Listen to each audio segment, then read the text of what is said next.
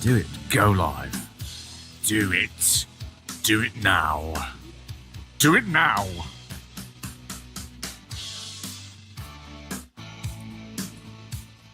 What's up, everybody? Good to see ya. It is the 2-year Channelversary today. Holy cow. Holy cow. Hey, YouTube side, please let me know if you are able to see and hear everything okay. I'm using a different program to push the stream there today, so I want to make sure everything is rolling all right. It's good to see everybody. Welcome to the Gosh Heck 2-year Channelversary stream. Hey-yo. It's going to be a hell of a time. Can see and hear? Good. Heck yes. Good to see everybody. Welcome to the Gosh Heckin' 2-year QOD today. What's your favorite moment from the stream, from stories? Doesn't have to be a Dusty thing either. It's Dusty Channel, so it could be a Candy thing, could be a Tony thing, Kaden thing, could be anybody. Let us know what your favorite moment is. We're going with a little bit of an AC/DC-ish music vibe today. We're rocking out. This is good to see everybody. Hey, Hatter, Ellen, Elise, Fairy Gothman member for 5 Gosh Heckin' months in the Gosh Heckin' Thunder Crew. Heck yes. Letitia, thank you so much. Bay Fox, thank you. It's good to see everybody here. Bets, Iris Beyond, Kaden Rap. There you go. Beans, Terabyte says, Danielle and Dusty couldn't help but laugh during the steak story. Sometimes it happens. Sometimes. Subeka, any Moira moments. There you go. Heck yes. That's awesome. 24-hour live.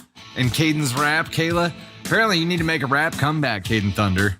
Susan RS says 24-hour live as well. Orca Moon with the share. Jamie, Gemma with the shares. Cassie, thanks so much for the shares. Greatly appreciate that. Thanks for all the love for the 2-year Channelversary. We turned 2. We're number 2. We're number 2. We're number 2. We're number 2. Got a lot of likes here as well. Thanks, guys, so much for the love. The Quiet Knitter, Jerry Hill, Slippers at the Bar, Jilly 5, Mom/Nurse, Andromeda Amber, Anise Moon, Mary, Very Sleepy Artist, Taylor Devon, Fun, Quiet Knitter, Jerry Hill, Overkill Mill, Taylor Devon, Overkill again there, Mary. Thanks so much for the love. We do have a goal of 4K bolts to get us started, which will get Candy Thunder up here and cake. Not a cake story, y'all. Cake. Cake. Alejandra, good to see you. Janine, love Caden's Bean Talk. Hey, he friggin' love it. My face, dig you, Dusty, but love Candy Thunder. Hey, I feel the same way. I can tolerate myself, but I love her. Also, lest we forget, Candy Thunder's birthday is Friday, 2 days from now. We're still going to be celebrating that as we go. So the Channelversary will always be a combo effort with Candy Thunder's birthday. Always. Elizabeth dropping the 112 in the bolts there. Daniela, Shaz, Taylor Devon, MJ Newcomb dropping a hundo. Overkill Mill dropping 525 bolts. Hell yeah. Thanks so much, Shaz, Janine, Kayla, Jilly 5 dropping a hundo. Mary dropping 420. Anise Moon dropping 158. Andromeda Amber, Mom/Nurse, Quiet Knitter, Jerry Hill. Thanks so much. Donna Johnson, member of the Gosh Heckin' Thunder Crew for 9 months, says anytime Candy comes on. Candy Thunder. I'm telling you, she's the star of the show. I'm just the announcer. Oh, man. Candy Thunder's Gosh Heckin' birthday. Heck yes. Very excited for that. Magic drop whenever Dusty and Candy are on camera together. There you go.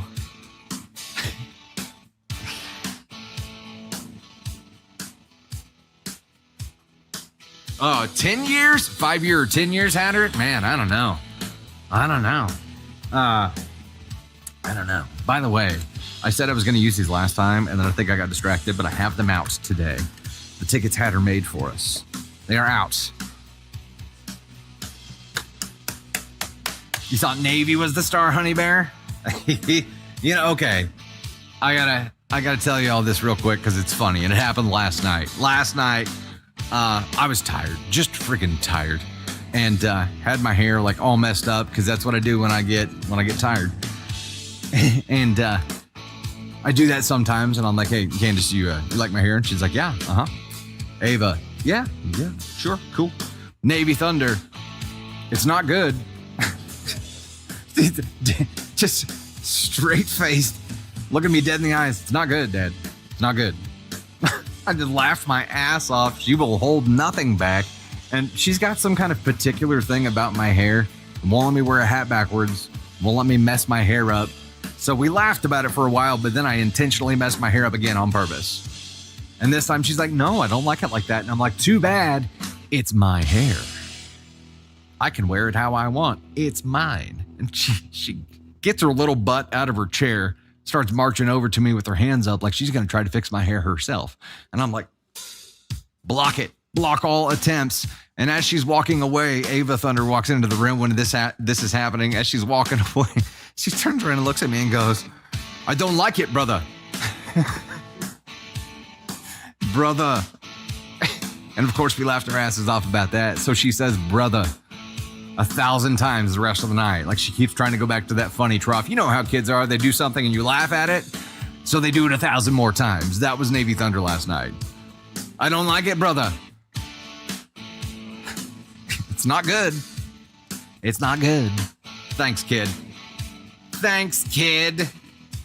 Hey, we're at 2118 of 4K right now. Mary Bear, JP, Amanda Cherie, dropping a 101. Hey, Bernie D. Girl, joining the Gosh Heck fam on the TikTok side. Welcome. Solutions Only, the History Lady, Diana Galvin, Fane. History Lady again there, Candy Thunder, dropping some bolts. Amaldine Shepherd, Diana Galvin, the real Ebony C87, dropping bolts as well. Mama Says So, Kayla, Wendy Taylor, Andromeda Amber in the Gosh Heckin' fam. Heck yes, Opal just subscribed to the Gosh Heckin' fam as well. Welcome. Glad to have you.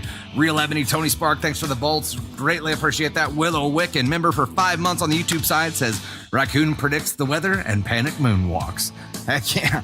Beyond in the Arms of the Angel moments with Dusty McLaughlin and Tony Spark. That's fantastic. By the way, you have something heading your way in the mail right now. Beyond. Also, Dr. Sweets. I haven't seen you yet, but if you're here, you've got something on your way too. Some beach memento stuff.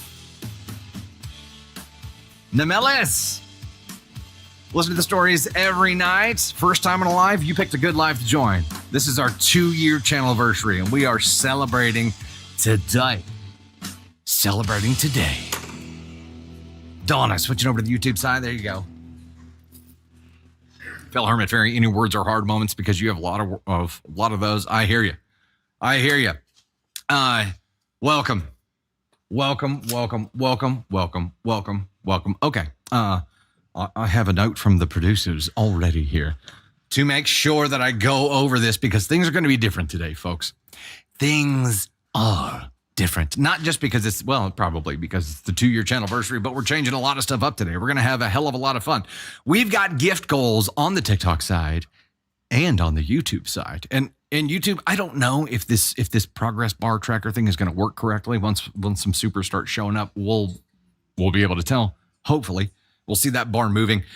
Here's the deal. We're going to unlock a Candy Thunder appearance and a cake, like an actual cake. And a cake with a special story? A cake with a special story. That's going to be the first thing we unlock there. And then we're going to end up unlocking Tony Spark appearance. Plus, we're going to open a secret gift. We've gotten some gifts in today. One of them said we could not open it until today on the stream. And we have been 100% respectful of that. So we don't even know who sent it yet. We'll find out when we unlock that. Then it will be Kaden Thunder plus the second story we ever read. Bearded A is going to come give feedback on a spicy story. He's unbearded A now, though. Right? We have to introduce James as unbearded A. Shaved it off. Then we're going to have confetti and a huge, big, massive announcement. It's huge. It's a huge announcement. Watch out for that. Tony Spark dropping the $5 super on the YouTube side. Now we're going to see if we test it out here, if it actually works. Elise dropping the 10 over on the YouTube side as well. Come on, bar. Move. That's going to suck real bad if it doesn't work. And then on the TikTok side, we're going to unlock the Astronaut costume. And we'll have some other fun stuff going on beyond that, I'm sure. On the YouTube side, we're going to have to manually keep track of this if this tracker doesn't work. Okay. And I'll just hide it. I'll hide it if that ends up being the case. On the YouTube side, YouTube is going to control some shirt changes. We're going to do confetti and a shirt change. Then we're going to do an AMA, 5 questions, 1 minute to answer each one. Then we're going to do an Ava Thunder and quick story to go along with her appearance. Then we're going to do a spicy story with candy feedback. We're going to do another AMA, and then we're going to do a cake story, and then we're going to end up in the just because territory, just to have fun there. So it looks like our bar is just straight up not working. Let me go ahead and hide that, and we'll just have to manually keep track of it. There, Tony. Thanks for the help with that. We tried to do something different.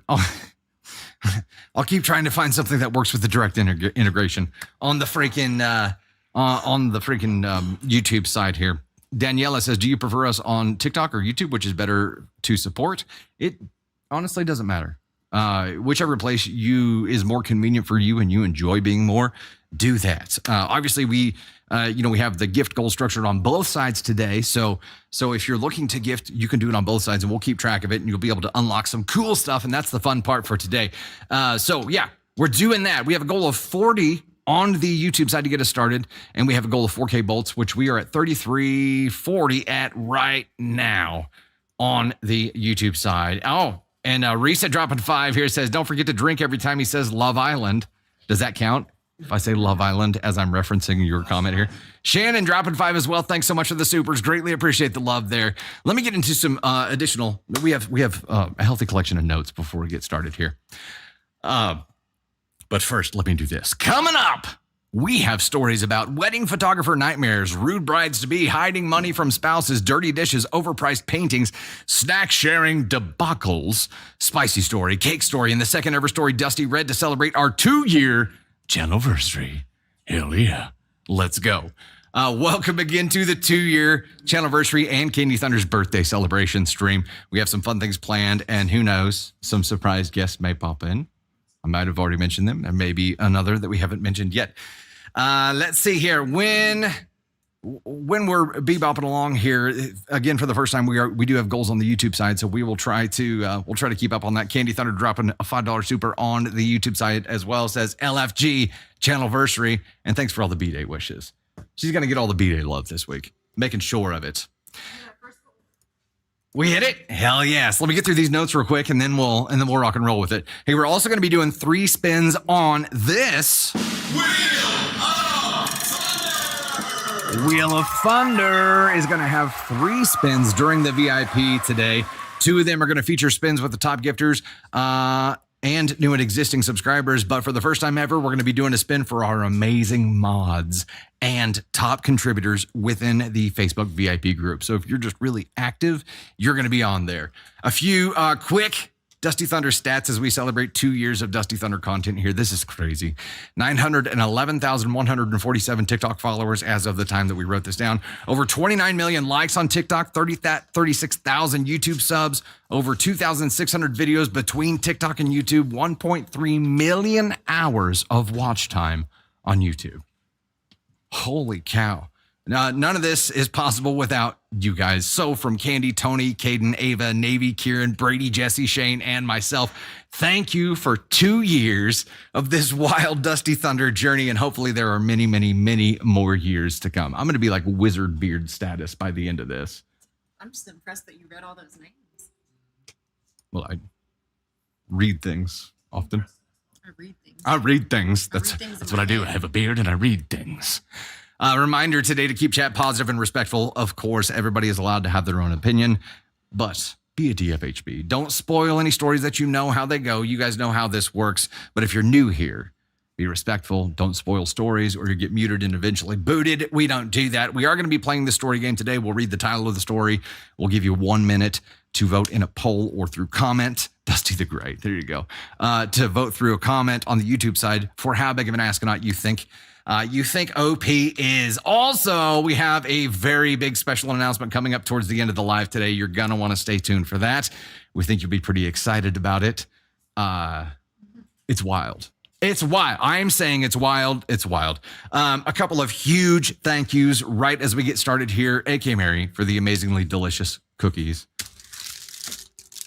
We got cookies, y'all. Astronaut themed cookies. There were 3 I was supposed to show you, and I'm weak, and I ate one of them yesterday. I'm sorry, but there were 3 designs, but they didn't last because I had to eat one of them, and now I can eat the other 2. Heck yes, Mad Hatter for the Japanese snacks, which are delicioso.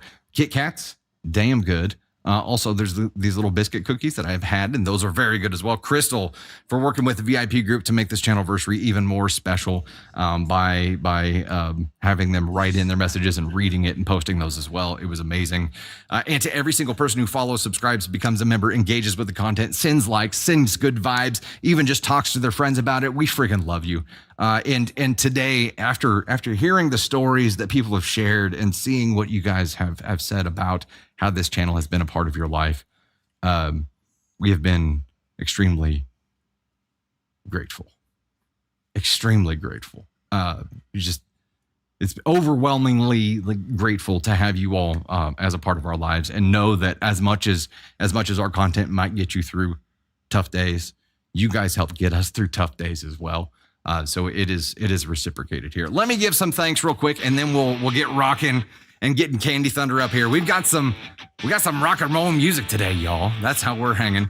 Let me figure out what I'm doing. Heck yeah.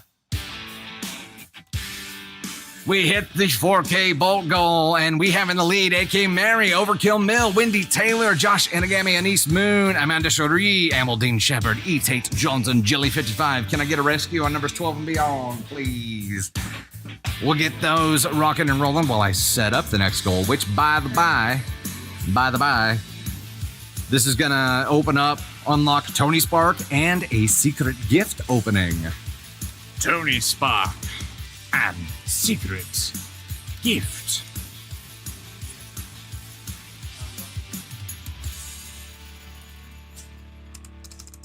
Whoop, that's too many zeros.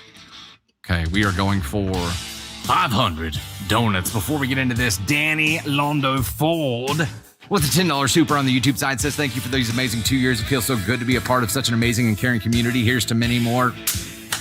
I love it. YouTube goal was hit as well. Hold on. Y'all, which was a confetti and shirt change. So here's what we'll do. We'll get the confetti rocking. Oh, these are the numbers 12 and beyond. The rest of our folks on the TikTok side here, Melissa Rodriguez, Wendy Taylor, Josh Inagami, Swan. It's been a hot minute. Wow, that thing just like... That thing just splooged confetti everywhere. Anise Moon, Sue Ann, Jackie Kelly, Mama Says So, J. Rosemary Photography, A.K. Mary, Amanda Cherie, Amaldine Shepard, Kayla C. Adventures with Pam, Anna Hoffman, Candy Thunder, Solutions Only, J-Pup, Whiskey Mountain Sunset, The Medieval Girl. We've got C.H.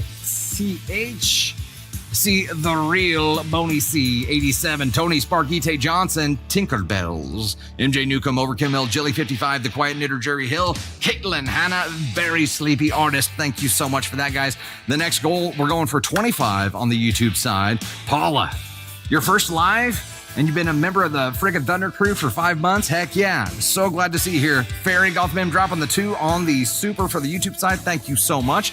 We've got a goal of 25 that will open up an AMA, a 5-minute AMA. So we're going to rock and roll there. In the meantime, we got to do it, y'all.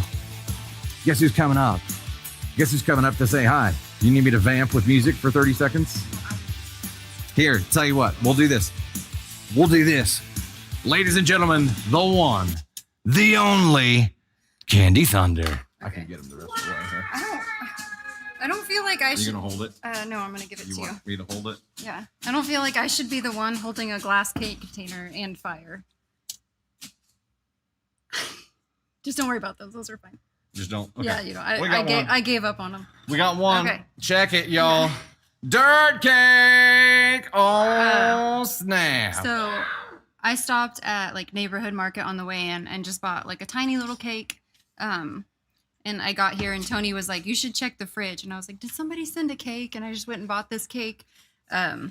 Maybe a little more theatrical. And then, and then I went and looked in the fridge and my parents, my mom and dad, like secretly made this cake and dropped it off before we got here. And not just for my birthday, like they made it for Dusty for the Channelversary. And anyways, it's just so sweet. Like best cake in the entire world. If you haven't done it with the vanilla instead of the chocolate, you should try it. But it was just like, it was the sweetest thing on a day where I feel like we've been running around kind of like crazy getting ready. So anyways. Okay, but You have to do the honors. But it's your birthday. But it's your birthday. So do we sing to us? Sing to you. Happy birthday to us. We can do that. Here, we'll both blow. All right. We'll sing happy birthday to us. No, we'll just blow. We'll just blow. 1, 2, 3, blow. There you go. Yes. Peggy and Cy. Like the magical freaking dirt cake showing up today. Yes. Holy crap. What a big deal. Sing to Candy. Both blow. For we are jolly good fellows. Okay. But you guys ask it's about. Like Schitt's Creek. You ask about, like, are there any good mother-in-laws? And I feel like one mother-in-law has Navy so that we could handle this stream because girl is busy. And the other one is bringing surprise, like, amazing dirt cakes. And so they do exist. They do. I don't know how we got so fucking lucky to have 2 great ones, but damn. Damn is right. We did. You know what? And you're right. I was thinking of this. I've been thinking of this over the past few days because I don't know. You hit those moments in life where you just look around and you're like, damn, I am really, really lucky to have the people around me that I have around me. Mm-hmm. And most people aren't so fortunate. And we understand that, especially after doing this content, after doing this for 2 years, we know in our hearts that we are extremely fortunate to have what we have. And that doesn't go away. Mm-hmm. And at moments like this, it's just heightened, that awareness. So for you guys, we're lucky to have you. We're lucky to have our families. We're lucky to have our team. We're lucky to have each other. It is just amazing. I have not had a chance to like see all the videos on TikTok and all the messages in the VIB group. I feel like we've just been all over the place, but I will check those out and I want to watch them and sit down when it's not like there was a lot I feel like going into today. So I want to like be able to focus and sit down and watch them. But he showed me a couple and y'all made us both teary-eyed and cry. So like just thank you like from the bottom of our hearts for being so like welcoming in like 2 years like that we built this. Is just a very like goosebumpy moment. Absolutely. A gumpy moment. Yes. And I will let's get into a story because I know we really want to do that. But I will. I'm going to read stories on this? Yeah, I'm going to leave you with one more Navy story because, y'all. Because Navy. Yeah. So yesterday, sitting on the couch, she's like, "Mom, there's a Webby," and I'm like, "What the fuck is a Webby?" So I'm like, "Well, what's a Webby? Where's the Webby?" Are you winning internet awards? I'm thinking like a spider web or like a spider somewhere, and she's like, "A Webby," and she gets into like what I can only describe as like a bear crawl stance. And points her butt at me, and she's like, "It's right there. It's a Webby." And I'm like, "A wedgie. You've got a wedgie." And she's like, "Yeah, a Webby." And I'm like, "Yes, you do. Brother. Would you like for me to pick it for you, or are you gonna get it yourself, or like what are we trying to do here?" Always with them Webbies walking around. Oh, it was toddler gold. So we're writing them down now because I feel like there could be a book of like a Navy Thunder moments where. I don't know. She's like all of our kids were funny and all our kids have funny shit that they've said, but I don't know if it's because she's growing up with teenagers. I think so. That her vocabulary is just like the combination of teenagers and Navy is just the funniest thing. Hilarious. Yes. It is definitely hilarious. Yes. And we did talk about, like on Love Island, drink, by the way, on Love Island, they have, hidden cameras like everywhere. Yes. And they wear like those necklace mics. And I was like, what if we did that at home? Ava was like, "Oh my God." And then we could just clip the crazy, hilarious things that happen all the time. And it could absolutely be its own channel. Speaking of Love Island, we just got to the, drink. Casa Amor part. Fucking Aaron, come on now. I'm not going to go into it, but damn it, Aaron. Fuck. # disappointed in you, Aaron. I was so rooting for them. Okay. Oof. First story. Bye, guys. Hey. Mwah. Love that woman. Danny, there you go. If you don't drink, do whatever you do. Do whatever you do every time we say Love Island. That counts as well. By the way, we're already at 420 of 5 hundo on the donut goal here. I'll go ahead and dive into a story so we can rock and roll. MJ Newcomb with the 5 on the YouTube side there. Yoko, did you take a picture of the one you are? Oh, the one I ate? No. I don't think so. Maybe somebody else did before I ate it. I thought there was another one in there. I thought for sure there was another one in there, and then there wasn't. Donna Johnson with the 2 on the YouTube side as well. Thanks so much, Zach. Member for 8 freaking months. Heck yes. Heck yes. Okay, here we go. Diving into our first story of the day here. Hey, it's Dusty Thunder. Y'all got the shirt change activated, by the way. Rockin' Thunder mode here. Hey, it's Dusty Thunder with another Reddit story for you. This one comes from AITA and is titled, Am I the Astronaut for Refusing to Attend My Sister's Wedding After She Made My Fiance the Assistant Photographer? All right, let's do a poll and find out what y'all think about this one. Also on the TikTok side, TLS is leading the board right now, followed closely by JP and Haunted Gal. Let's start the poll. We have 1 minute starting from right now. TikTok side. YouTube side, please vote with a comment. Nisso, is your birthday today? And also, I saw somebody else on the TikTok side who said their kid had a birthday today. If you got a birthday, or somebody in your life has a birthday, happy gosh heckin' birthday to you. I'm going to go ahead and where did my birthday button go? I've lost it. Oh, there it is. This is for all you with birthdays right now, Nizzo. Yeah, it's your birthday today? Heck yes. Amberly, your daughter's birthday is today? Heck yes. Title again was, Am I the Astronaut for Refusing to Attend My Sister's Wedding After She Made My Fiance the Assistant Photographer? Paula dropping the 20. On the YouTube side says, this is the best lift up after 4 days in the hospital, which means, guys, we have hit the second goal on the YouTube side here as well. Hell yes. Which is an AMA. We'll do that AMA after this. AMA. So we'll have 5 questions, which are predetermined. Elise dropping the 5 says, in case anyone was wondering, Dusty sounds great in the new AirPods I had to buy just to listen today. If you know, you know. There you go. Heck yes. Heck yes. Okay. 62% going NTA here. Oh yeah, I forgot to vote as well. You know what? I'm gonna take a risk and I'm gonna go ask on 3. AC 3. This could swing either direction, right? Could swing anywhere. Okay, let's dive in. Title again was, Am I the Astronaut for Refusing to Attend My Sister's Wedding After She Made My Fiance the Assistant Photographer? So my 28 female sister, 32 female, is getting married in a few months, and what should be an exciting time has turned into a massive source of tension between us. For some context, my fiance, 29 male, is an incredibly talented photographer. He's done some professional work, but it's more of a hobby for him now. When my sister was planning her wedding, she mentioned wanting to hire a photographer, but when she found out how much it would cost, she started looking for alternatives. I suggested that she ask my fiance if he'd be willing to help. She seemed hesitant, but eventually agreed, and they talked it over. He agreed to take some photos as a favor, but made it clear that he wanted to enjoy the day as a guest, not work the entire event. I hear that. Fast forward to last week, and my sister sends out the final wedding itinerary to the bridal party and family. I noticed that my fiance's name was listed as assistant photographer, with a full schedule of shots he's supposed to get throughout the day, including the ceremony, reception, and even some pre-wedding moments. She's essentially turned him into an unpaid staff member without even asking him. I was livid. Yes, we'll go ahead and red flag from this moment forward. Do you take these red flags from this moment forward to have and hold?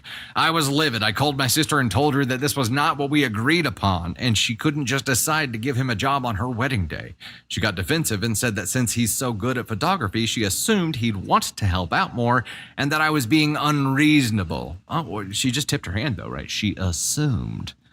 Admittedly so. Assumes. She added that weddings are expensive and she can't afford to hire someone, so he's doing the family a favor. I told her that if she was going to treat my fiance like an employee, neither of us would be attending the wedding. Now my parents are furious with me, saying I'm overreacting and that I'm ruining my sister's big day over something that should be a non-issue. They think my fiance should just suck it up for the sake of family. Even my sister's fiance texted me calling me selfish for putting a silly title over my sister's happiness. My fiance is totally on my side and feels used, but now I'm starting to wonder if I'm being too harsh.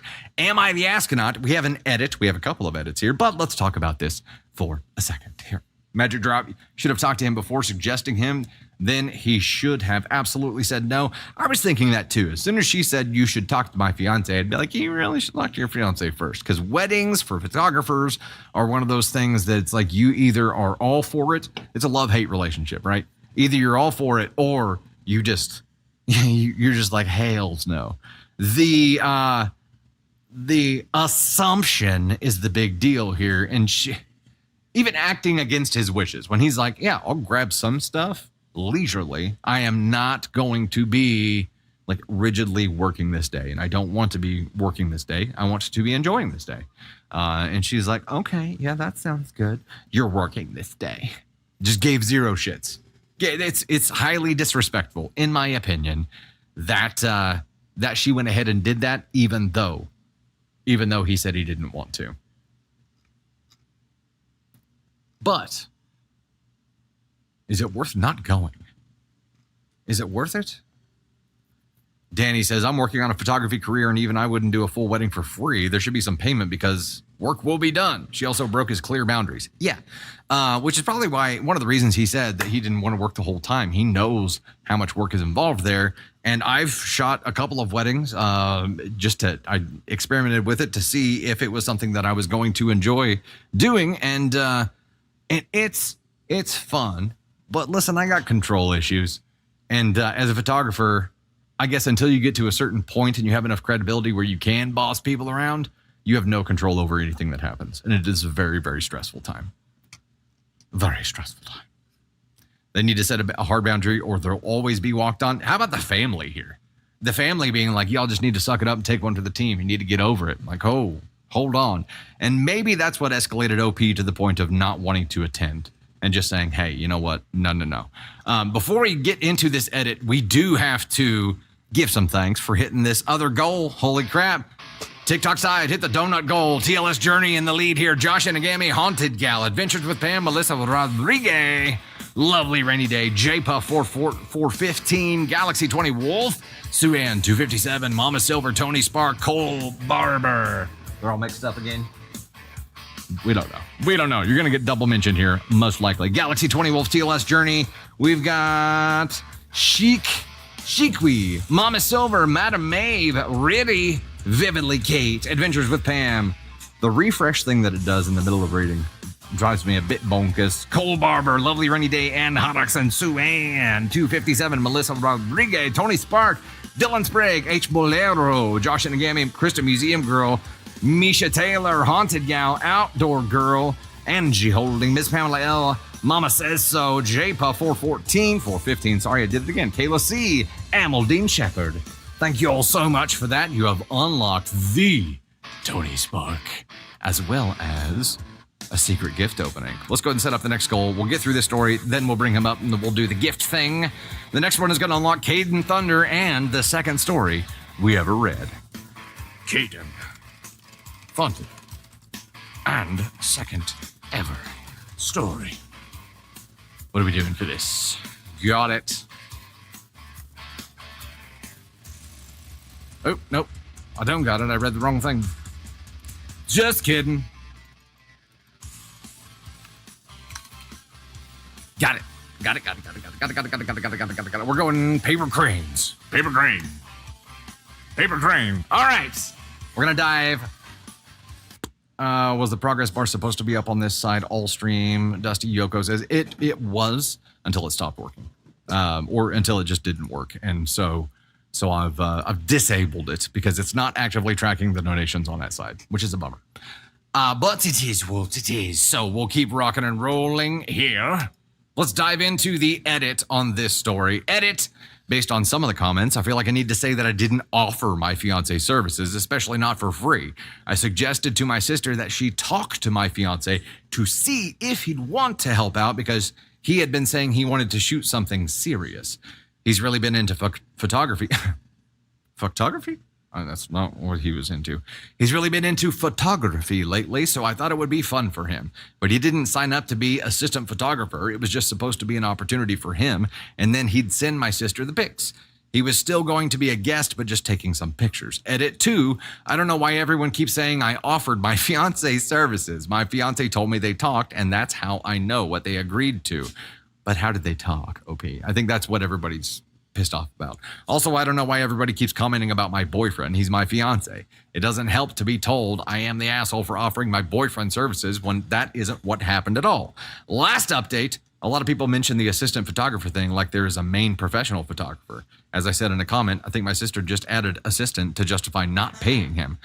I only posted because my family is taking my sister's side and saying that I'm being petty and ruining her big day. I hate knowing that I made them upset. My fiance has been incredibly supportive through all this, but I'm struggling with how to navigate this family drama. Well, OP. Show up without the camera, Jerry Hill says. That's an idea. That's an idea. That's an idea. She did offer them, however, sister is still the ask on. Yeah. Well, she said she offered him up as a potential option. She didn't say he'll do it. She said you should talk to him, which I still think would have been smart to talk to him before doing that, because I don't think Candy Thunder would ever throw my name out there for doing photos or video of somebody's wedding without coming to me first and being like, hey, is that something you want me to mention or no? And I'd be like, hell no. And she knows better. So she didn't offer him. She threw him out as a possibility. But here's the thing, OP, when you have a fiance, like people start thinking of you as a single unit there. So when you speak on behalf of your partner, you're speaking on behalf of your partner. So your sister took this as, oh, he'll do it. Now, when she talked to him and he said, no, I'll casually do some stuff, but I'm not going to be working this day. And she went ahead and added the assistant thing to the roster with a bunch of shots that he has to get. That's bullshit. That's hardcore bullshit. She went the Bizzo route here. And that was clearly over the line. Clearly over the line. That was very disrespectful. It was not the right thing to do. She definitely spiked up in the ass con scale for that. We'll talk about how far she went. We're talking about sister right now, not OP. Not OP. Words are hard. Words definitely are hard. Words are hard. Migraine's a great reason. No. I'm so sorry. I'll try not to yell. Dr. Sweets. No, she didn't. No, she didn't. I know better. I know better. It's early for hard words. I know. I know. They're happening all the time. Risa says stick with 3 on this for the sister for the sister who's getting married, not for the OB, not OP, not for the OG OP. Sister, I feel like is at least a 2. At least a 2 here. I'm gonna go 2 with the sister here. We are number 2 today, so there's that. Sarah Rosales sending a whole bunch of the paper cranes through. Thank you so much for that. Yeah, she's 2. She definitely shouldn't have done this. It could be worse than that. It kind of depends on what happens from this moment forward, right? The family all taking her side is really obvious. Their reasonings behind that. She's teetering on bridezilla status, right?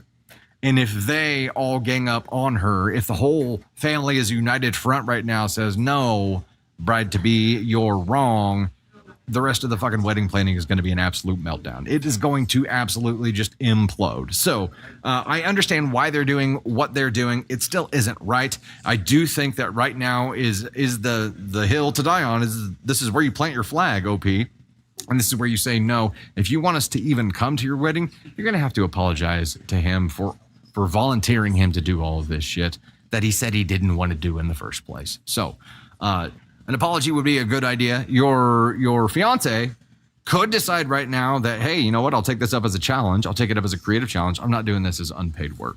Not gonna do it. It's NTA for OP for me on this, even though, for saying, am I the astronaut for refusing to attend my sister's wedding after she made my fiance the assistant photographer? I'm an NTA. I'm an NTA on this. Now, I think that is a bold move. I think it's okay to use to start a conversation that would lead to a resolution. If it is just like straight up, fuck you, no contact forever from this moment, it's definitely not the play I would make. there is a solution to be had here. It's just going to take some finesse. But if you just take your ball and go home right now, you're never going to get there. So keep that in mind, right? Keep it in mind. Something just happened where somebody came through the door and something showed up here. So let's bring this up and show you what just happened here. Candy Thunder has something here. What is this? Oh my gosh. This is like a custom You guys. astronaut cake. It's just said from the Thunder fam on it. It's so freaking cute. You guys are awesome. From It's the Thunder fam. So freaking cool. It's from Frosted. Yeah, it's from a local cake place here in Joplin, but obviously, like, y'all ordered it, and oh my gosh. It's so freaking Watch the cool. mic. Sorry. But to shove it into the microphone. Okay. That is awesome. You want to Tony's going to come up with the gift. Is this like a smash cake? And if so, which one of us has to like smash it? Tony Spark, right? Tony's got to smash it in his face. Oh, Frosted. Frosted makes fantastic cakes and cookies and sweets and all kinds of stuff. Thank you guys so much. Thank you guys so much. It's an Ascon cake. That is the coolest freaking thing ever. You guys are awesome. Because it's just awesome. Oh, and by the way, you unlocked Tony Sparks, so I think we're going to bring him up now, and we're going to be able to open up that secret package that we got that said we couldn't open it until today. So let's bring him up. Let's do it. Ladies and gentlemen, Tony Spark! There's a lot going on. It's awesome, though. There's a lot of awesome. Hello, everybody. There's a lot going on right now. There's a lot. You guys are awesome. Whoever was in charge of ordering that cake was really cool. Hey, Hatter, thanks for the $10 super on the YouTube Thank sign. you. And thank you for all the Japanese snacks, too. Yeah. The Kit Kats, I haven't had one yet, but I heard the Kit Kats are amazing. Yeah. So we got this mysterious box, this package, and we don't know who it's from, and we don't know like what's in it, but somebody took a lot of time here to write some phrases on here. So they've got listen here, jabroni. It's from the Thunder fam. Oh, I guess it's from the Thunder fam. It says from right there. Okay. From the Thunder Okay, fam. so welcome to the Gosh Heckin' fam. Of course, the most important message on this entire box is follow at Tony Spark _. So as probably the best gift that anybody can give for the 2-year anniversary is to make sure you follow me. So that's the most important thing. I mean, I think. So follow at Tony Spark _. It even says like, what's the one on that side says polls are hard. Yeah, there's a lot going on here. So anyway, so now we're gonna open If it this. says polls are hard, I'm afraid of what might be in it. I know. It also says fragile, but it said specifically do not open until today. So like, Lord knows. Did anyone claim it? It just says from the Thunder fam. Oh. I didn't even notice that until just now. We've been looking at it all over for it. several days. Okay. Made it this far. Oh, snap. Oh no. What is this? It says, oh my god, it's Dusty Thunder. Okay, this is one of those boxes in a box. Okay, we've made it to this one. We've made it. You need the knife. Yeah. Fragile. Fragile. Fragile. Must be French. You hire mammals. As we're Read opening this, it's a great time to hop on over and follow at Tony Spark _ if you're not already. Shameless plug. Oh my goodness. Mama Burr. Oh, are these the letters? These must be the letters from the videos that if you guys haven't seen, The crystal siren reader. Siren Reader, if you guys don't follow her, you should. She's been posting videos all day today about that from letters from you guys, from the Thunder fam to us, which has been awesome to see. So yeah, so these are the letters from that. Oh my goodness. So thank you. I live for the shameless Tony plugs, Hannah, as you should. As you From should. Crystal. Also, Elise, I'm Bernadette. rocking the shirt today. This shirt was from Elise. Rocking that today. United Snorts is there too. All right, are you ready for the unveil? Amber Phyllis, yes. Okay, let's see it. Oh, Whoa. snap. It is really cool. You don't break it. Hold it up. Chickadee, check it out, guys. It's an astronaut neon. It's a neon astronaut. Yo, that's going on the wall. It's got to go on the wall. It's got to go on the shelf. So Like sick. it's yeah. It's probably gonna. It might bump the Friends bear. Heck yes. It's a neon astronaut. That's freaking awesome. Hey, Justina and Lily, You guys thanks are for the the love on the YouTube best. side. It's a neon astronaut. Thank you guys so much. Yeah, you guys are awesome. Sweet. Well, enjoy the 2-year channelversary. There's a lot going on, but you guys are the best. There's a lot going on at the moment. And you guys are awesome. So thanks for 2 years. That's crazy. It is crazy. The first time we were driving to Arrowhead for that first video that got over 10,000 views, and Dusty and I were like, We made it. We got a video that went over 10,000 views, and that was 2 years ago. So.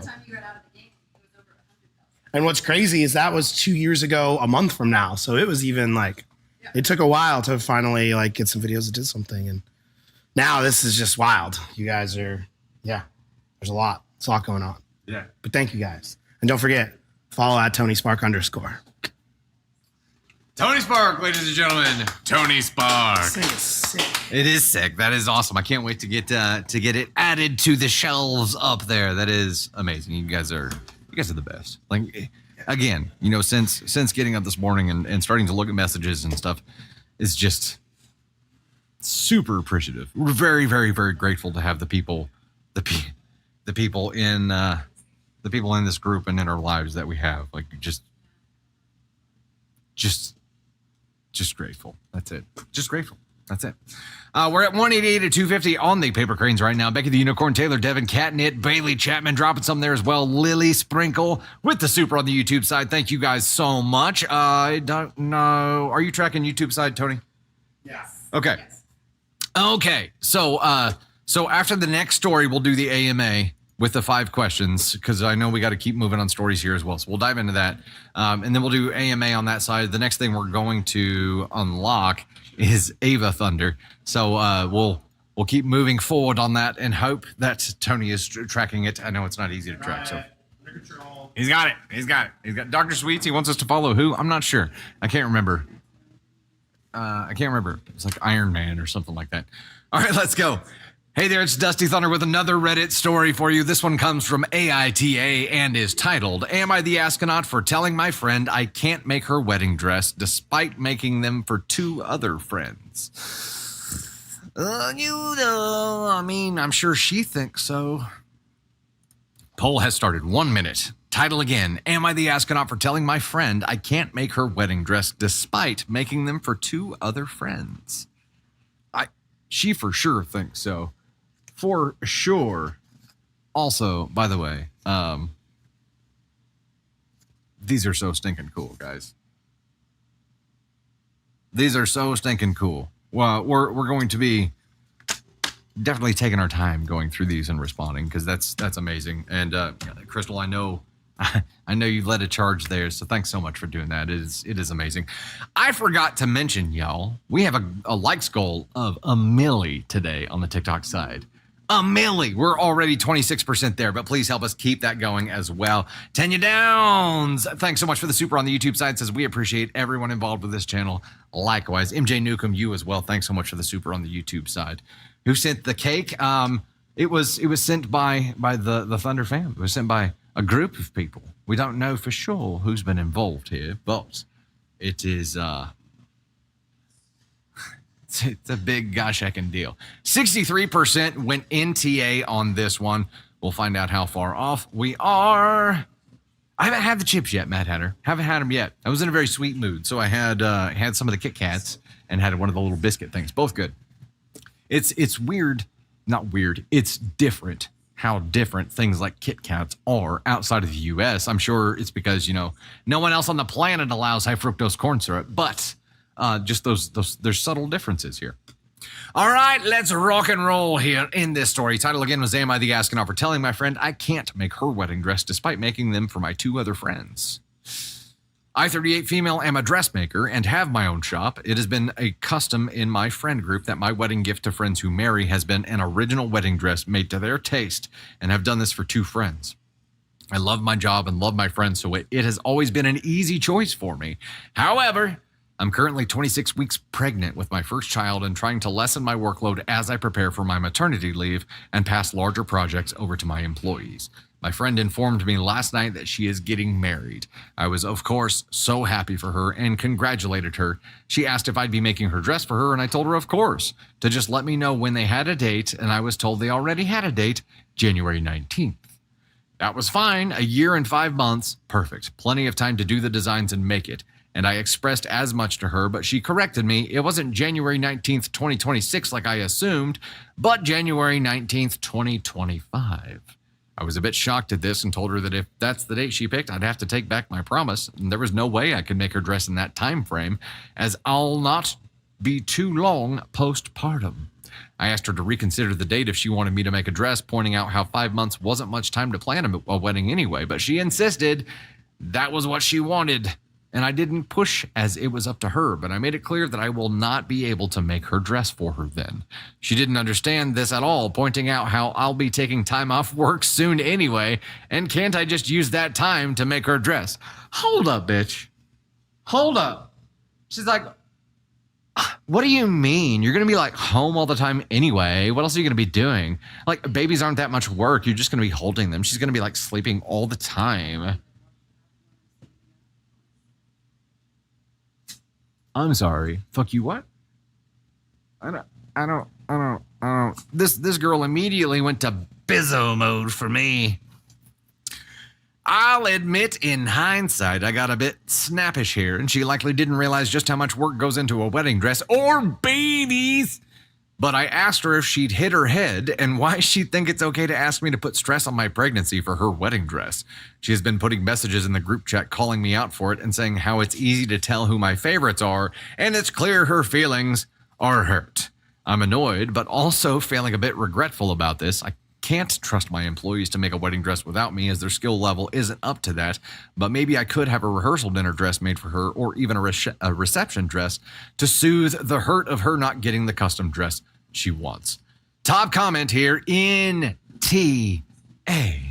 So you in fact offered her an incredibly generous gift that will take you a great deal of work, and you advised her that this amount of work needs a certain time frame. An ungrateful asshole has the nerve to demand that you do it in a time frame you can't accommodate while on maternity leave and recovering from the birth of your baby.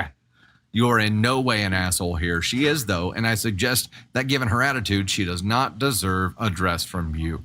Amen to that. NTA for you, OP. And again, the question was just, am I the Astronaut for telling my friend I can't do it? I can't make her dress, even though I've made it for 2 others. That isn't even what you said, though, OP. What you said was, I'd love to do it. I can't do it in that time frame. Largely because I'm having a baby. And the fact that she came back and still argued with you and said, yeah, but you're about to take time off anyway. Couldn't you use that time off to make my dress? Wow. Somebody's just jumped straight into Bizzo Bridezilla mode. Like, she got engaged like last night. And she's already there. Like, demands, burning bridges, playing the victim, doing it all. She's pulling out all the stops, and it's probably like, well, you know, sorry, I accidentally hit red flags, but that works. You know, I don't have as much time to get it all done now, so I have to be an even bigger bitch in like, in a shorter amount of time. So she's doing it. Twatopotamus. Faux show. Oh my God, Aaron. I'm like freaking out. This Bizzo. Yes, the Delulu. Yeah, you should get some Delulu there as well. Also, someday when this Bizzo ends up having a baby on her own, she's going to be sitting there like losing her mind on her last nerve, just hanging by a thread, rocking this baby at 3 a.m. And she's going to remember. She's going to remember what she asked OP to do. And I hope she feels like dog shit. I hope she feels terrible. I hope she really regrets it and has a realization and has some clarity and comes back and apologizes. And if not, OP, as soon as you find out that she's pregnant, wait till she's about to have a baby and ask her to make something handmade for you using her maternity leave. That's only fair, right? She's going to say no. Doesn't matter. Make the ask so she knows how ridiculous it was. Ridiculous. Ridiculous. Ridiculous. So, yeah, Bridezilla in the making, for sure. Come on now, OP. You're just supposed to say how high. Yeah, and the victimization in her friend group, too. Bitch, you asked if she got hit on the head. I think that's fantastic. And I'm going to go out on a limb here and say the majority of your friend group knows. They know who she is. They know if you're close enough with them, they're going to hear your side of the story and they're going to understand what the hell is going on here. And yeah, I think you're the first bridge she's burning. It's not going to be the last. You talk about making another dress for some other thing to soothe her. That's not going to soothe her, unfortunately. If anything, that will probably fuel the fire. Because it'll be like, oh, you could make my wedding dress, but you made this piece of trash for me. I'm not wearing that. It's not going to be pretty. So let's just don't. Just have enough respect for yourself to just be like, nah. All right. We are at 208 or 250 on the paper cranes right now, which gets Kaden Thunder and the second story we've ever read. Unbearded A is here.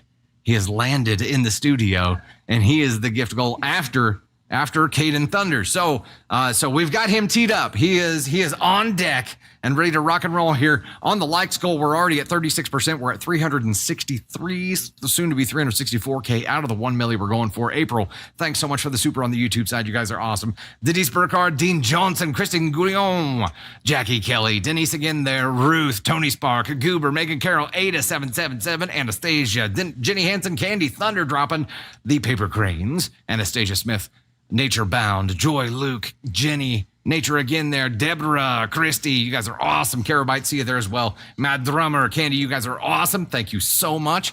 Let's rock and roll. What were we going to do there? Oh, we were going to do the AMA. Do you have? You're on your dock. Okay. Look at this. They're so prepared. So prepared for me. Okay, so we've got some AMAs and AMAs Ask Me Anything. So we've thrown a couple of posts out there in different places. One is on the subreddit. One is in our VIP group to let people know we were going to do this. And they've submitted questions ahead of time there. So Danny cannot crochet to save my life, but I'd like to learn it. I think that would probably be a very therapeutic thing. I would be garbage at it, but it would be therapeutic. Dean, thanks so much for the love. Greatly appreciate that. Thank you for the congratulations on the 2 years. This is our 2-year channelversary, by the way. While I get ready for the AMA here, let me show you just a little bit of this graphic that contains everything that you saw in that teaser trailer. This is available on swag at dusty-thunder.com as well. We have t-shirts, we have hoodies, we have all kinds of stuff. A lot of people have been asking for a poster. I do not have a poster yet, but I am working on it.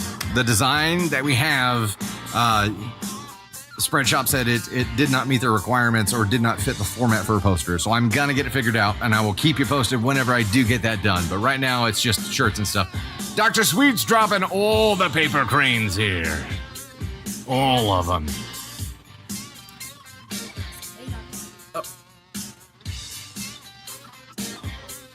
All right, let's dive into the AMA questions here. The first question that we have in the AMA is... which story was the most shocking story you read? And you know what? For this AMA, I'm going to bring Candy Thunder up here. She's standing here, so she's coming up. Ladies and gentlemen, Candy Thunder for the AMA. Okay. Most shocking story that you read. Here, take another step. Like that. There you go. Most shocking story. Somebody leaving their newborn at home and going 6 blocks to a party. Yeah, that was pretty bad. That was the. That was pretty bad. Yeah. Dr. Sweet, see ya. Like that one. Have fun working. Not a fan. And I also, the one who was in a relationship, but didn't want to get married didn't want to have kids. And then for 20 some years. And then. Yeah. And then left her and she had nothing. Yep. Because she had no marital property. Yes. Joyful Stranger, the one that had Dusty sitting there in silent, angry tears, got me. There have been a few of those. What's the one for you? You're most shocked. I don't know. I honestly think the last live we did where the guy couldn't bond with his baby, so he didn't change the baby or feed the baby and just let it slowly die in front of him. That's probably in recent memory, that is definitely the most shocking thing that had me pretty pissed off. Second story, how much does reading these stories impact you in Candy? Does it reinforce values you already had? And have you learned something from this experience? We've learned a shit ton. We just talked about this. Yeah. We've learned a lot. It's I feel like we were close. Like our relationship has always been close, but I feel like this has also helped us worked through like any arguments that we've had. Like I feel like we're more respectful of each other's feelings in a sense. That's how I feel. So personally, the stories, they do impact me, but I don't carry it with me. I read so many stories that if I carried them all with me, I don't think I could do what I do. She it would be too much. is much better about creating about compartmentalization when it comes to stories. If I read something, you guys see how much it hits me, and some things hit and stay. Some things are fine, and we do this for entertainment value, right? So some things work just like that for me. Some things like kind of do stick with me and scar, and I hold them for a while, a lot more than she does. But the value adds that this has created for our relationship are countless. I feel like we both, like we do in stories, we read a situation, we pause, and we talk about, here are the possible things that could happen. If you do this, this is likely to happen. If you do this, this is likely to happen. Mm-hmm. By the way, what's your goal? Because that action should be aligning with your goal. You should be looking at this and saying, what do I want to achieve, and which thing gets me closer to that? And I feel like we're a lot more able and skilled at our own situations to look at that and say, okay, what's the right thing to do here? And not just act rashly, or even when we do act rashly, come back from that later and be like, hey, I think this is what was happening with me, and I'm sorry. And here's what I was trying to achieve, and I know I fucking failed that. Right. I think it has definitely helped us. No, I agree 100. I agree with everything that you said. I want to add that I am impacted by the stories, but I think I have attention issues. We'll just leave it at that. And so I think, like my feelings have a very quick rebound rate. And so like when I get hurt by something, like I get over it very quickly. And so I think, and not that I don't know, hopefully you guys know what I mean. Yeah. So it's really interesting in a couple. And I know a lot of you guys know what I'm talking about here, because you've been in similar couples, but she will get mad and then get over it within the same minute. And I'm like, he wants to carry it for 3 days. And I'm like, yo, I don't have time for that. I'm like, jab. I'm like, hold up. Yeah. Also, Ava is the same way. Like it's very quick to get over. I need to get a Candy Thunder quote T-shirt made that says, "You know, I can only dish it out," because that is a recurring quote. Yeah, but watch yourself. You can't make the shirt because you know I can only dish it out. That's true. Hey, okay, next question. We're only supposed to have 1 minute for each question. Go ahead. Okay. Do you get a different vibe from some live chats than others? Sometimes the discussion feels friendly and comfortable. Other times I'm afraid to say anything at all. I was a little bit confused by this question at first, but like I talked it out with Tony, and I understand that sometimes we try personally not to pick divisive stories, but sometimes unintentionally that story is divisive, and I think chat gets a little heated on what they want, and that's totally normal. Like we're all gonna think that our opinion is the correct one, and so I think don't be afraid to say anything. And I think for myself and like for Dusty and things that we are trying to work on is making sure that we self-reflect and take other people's opinion into consideration. It doesn't mean that you have to waver on your own opinion. Just respect that other people have different opinions. So I don't ever want anyone to feel like they can't say anything. Yeah. And I mean, there are definitely some anomalies where one night some people who like have never been a part of the Yes. stream before will jump in with the sole purpose of stirring shit, and they'll Like succeed. The doctor who wanted to be good a gravy. guest Yeah. host because Yeah. he has a doctor. Demanding to be a co-host on our stream. Like, no, it doesn't And work then like that. messaging us, telling us how. Yeah. They're I'm not even gonna say. For the most part, like there are those anomalies, but those Yes. anomalies are typically when people who aren't familiar with it or aren't familiar with the content or anything just jump Yes. in and stir shit up. And those are probably the times when you're afraid to say anything because it gets Yeah. hostile. And the fam jumps in and tries to help control and like self-mod things too. And we have great mods as Here's- well. So time to solve a puzzle. Here's the thing, though. We will never. Hold on. They can't hear you. Okay. There you go. We never want people to feel like they can't participate in chat. So please Yeah. don't. We are never going to get offended by an opinion that's different from ours. But if you try when you give your opinion not to personally attack anyone, like that's our biggest thing. Right. If you are personally attacking him, I'm going to be a mama bear. Sorry, it's just how it is. Because it's a good man right here, and I don't like when he gets personally attacked. Sometimes it doesn't bother me. Okay, I don't care. Next question. Did you expect to be as big as you are now? Hell no, not even a little bit. Simple answer. Yeah. This was an experiment when we started off, and an experiment no that took idea. a long time for them to convince me to do. So when we first started it, it was like, probably nothing's going to happen, but at max, we'll be able to tweak some things and just see what works and what doesn't, and use this information for our day gigs. But it took on a life of its own, and never in a million years. All right, we will. Since the one of them was like a two-parter, we'll stop there. Okay. And then we'll go ahead and reset the goal and move on to the next story. Gotcha. Bye, guys. And in the meantime, they have unlocked Kaden Thunder and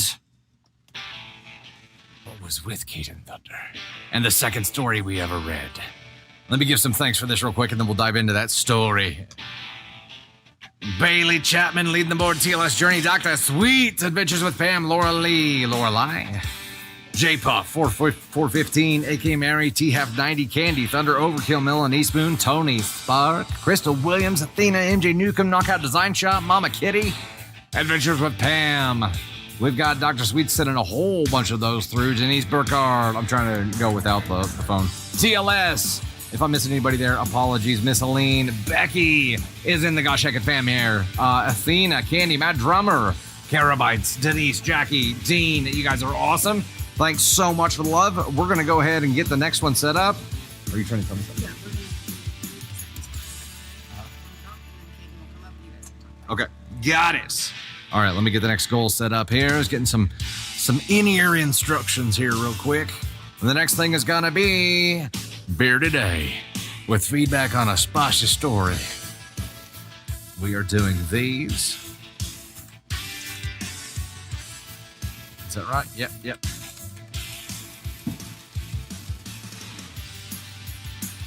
We're going for the W coins, 2.5K. Pinning that now. Lily Sprankle with the $10 super on the YouTube side. Thanks so much for the love there. Heck yes. We maybe. Did we just hit that too, Tony? Hell yeah. You guys are awesome. Okay. We just hit the Ava goal as well here. So after we make good on this one that we just hit, we'll get into that one. This is the second story I ever read. Where is that in the doc?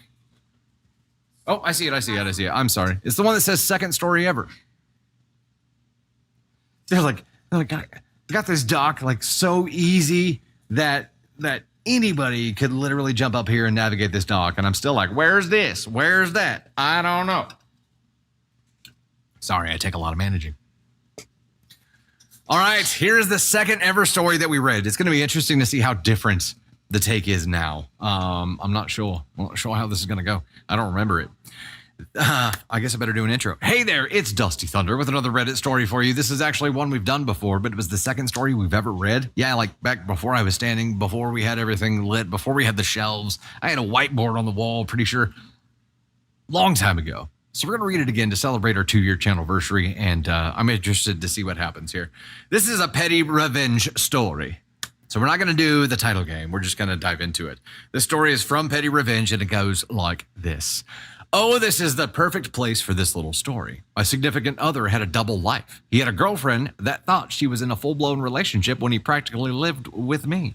She thought I was getting in the way of their love story, so she contacted me to give me the what's up. For context, I knew nothing about her. Unfortunately, she was the side chick who believed that coming to his place for 1 to 2 hours once a week to give him sexual favors was a legit relationship. When she contacted me to try to tell me to stay away from her man, I called him and he freaked out. I told him it was either her or me. He cried and pleaded and told me he can't live without me. I made him dump her on the phone in front of me. I then turned around and dumped him. That was 100% always my plan. LOL. Short little blip of a story, but I do remember it, and that is epic. She made this brozo call this girl up and dump her to prove that he was choosing OP, and then she dumped him. It's like, get out of here. Nasty, nasty vermin. Also, I did change this up a little bit. Let's see what you think about this.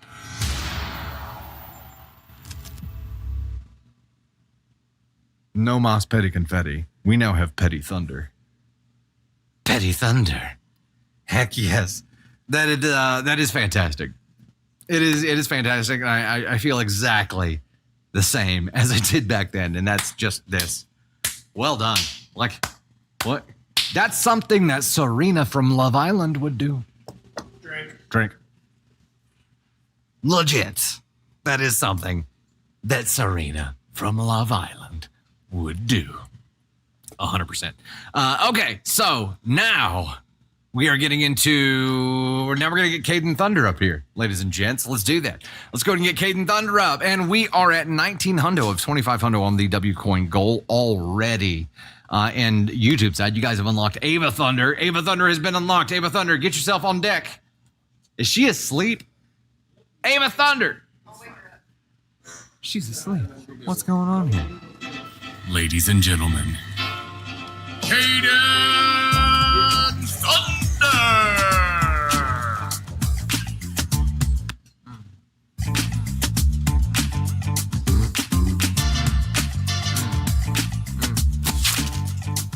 Hey.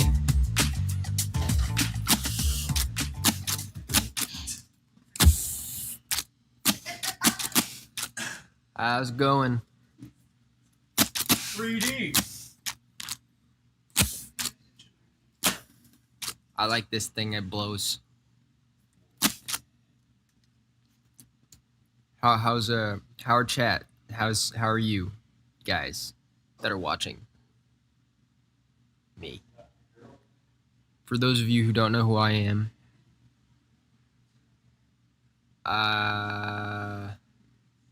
my name's Kaden Thunder. I'm Dusty Thunder's eldest boy.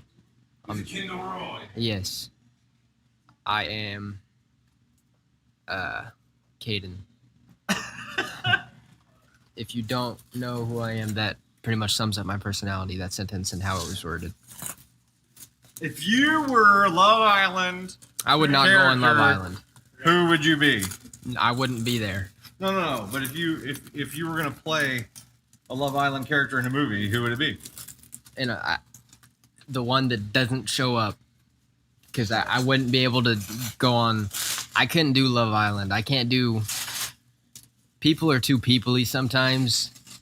Sometimes I can't people around people because there's too much peopling going on. People are too people-y sometimes. I get that. Yeah. It's just. I'd be the guy holding the boom mic. I like that, Ashley. I like that. Yeah, I'm 21. I'm just about 22. I'm a videographer here at Storm Club Marketing, and I edit the Dusty Thunder videos as well. So, that's me. Gotta find a place to plug it in. That's the boy. Yes. So, You're the spirit animal. I guess. Am I your spirit animal? I'm honored to be anybody's spirit animal. Hey, we're at 52% of the likes goal, which is a milli. You guys have gone wild. Good stuff. I am ugh. You guys are awesome. 2-year rap, I got you. People do be too people-y sometimes. Is that what you said? Dusty Thunder. That needs to be a quote. He's not down under. He's right here. Dusty Thunder, the 2nd year. Sing it. Word. Get your rap on. That was it. That's it. That's Yep. your rap. I rhymed. Okay. All right. You want me to jump in? Yeah. All right, ladies and gentlemen, Kaden Thunder. Never stop looking Show for the him some secrets lightning of bolt, the universe. Comment love. It's like he was doing like the elevator trick, except it was the desk that was raising here. Okay, before we dive into anything else here, we got to take just a second and talk about Ava Thunder. Ava Thunder, who we woke up. Yes, we woke up to get over here on the stream. We've got to tell a little bit of a story here, and it's kind of a multi-pronged story. Spooky. I like it. Spook show. You got a Japanese Kit Kat here, yeah? You like? They good? Yeah, like very good. Ladies and gentlemen, Ava Thunder is in the house here now. There she is. I'll lower this down for you. Step right up in the middle of the, see the mat? See the mat? Right in the middle of it. There you go. Trying to make sure you don't, yes, she is growing up fast. Okay, so this is the other thing we have to talk about, because this holds an important place in history for our family. This mask we discovered at what, Target? Yeah, that's where you scared her originally. Yes. So I, at Target, found this mask, put it on. It has the hands with it too. I put it on, and then snuck around the back of an aisle where I knew she was looking at other stuff, and scared the holy dribble pea shit out of her. There was a scream. She was not happy. She was like 7. Yeah, she was like 7 years old. So it was a long time ago. But Thunder Kong, there you go. She was not happy about it. I think I slapped you. I think you did slap me. So somewhere at Target in Joplin, Missouri, somebody has that video clip from what, 7, 8 years ago now, that is just laughing their ass off every time they watch it. And probably, I would love to get our hands on that. But what did we do? We bought it. Of course, we bought the gorilla mask and the hands. Yes. He does it every year. Not every year. It took a little bit of a hiatus, but it was not too long after that we were telling her that somebody was at the door, something was at the door, and I jumped out. I jumped out from the side, like in the dark, and scared the shit out of her again, and it was the most fantastic thing. We do have that video. We do have that one. Yeah, we do. She was happy about that too. The eye holes are terrifying. The eye holes, yeah. Yeah, they're yeah.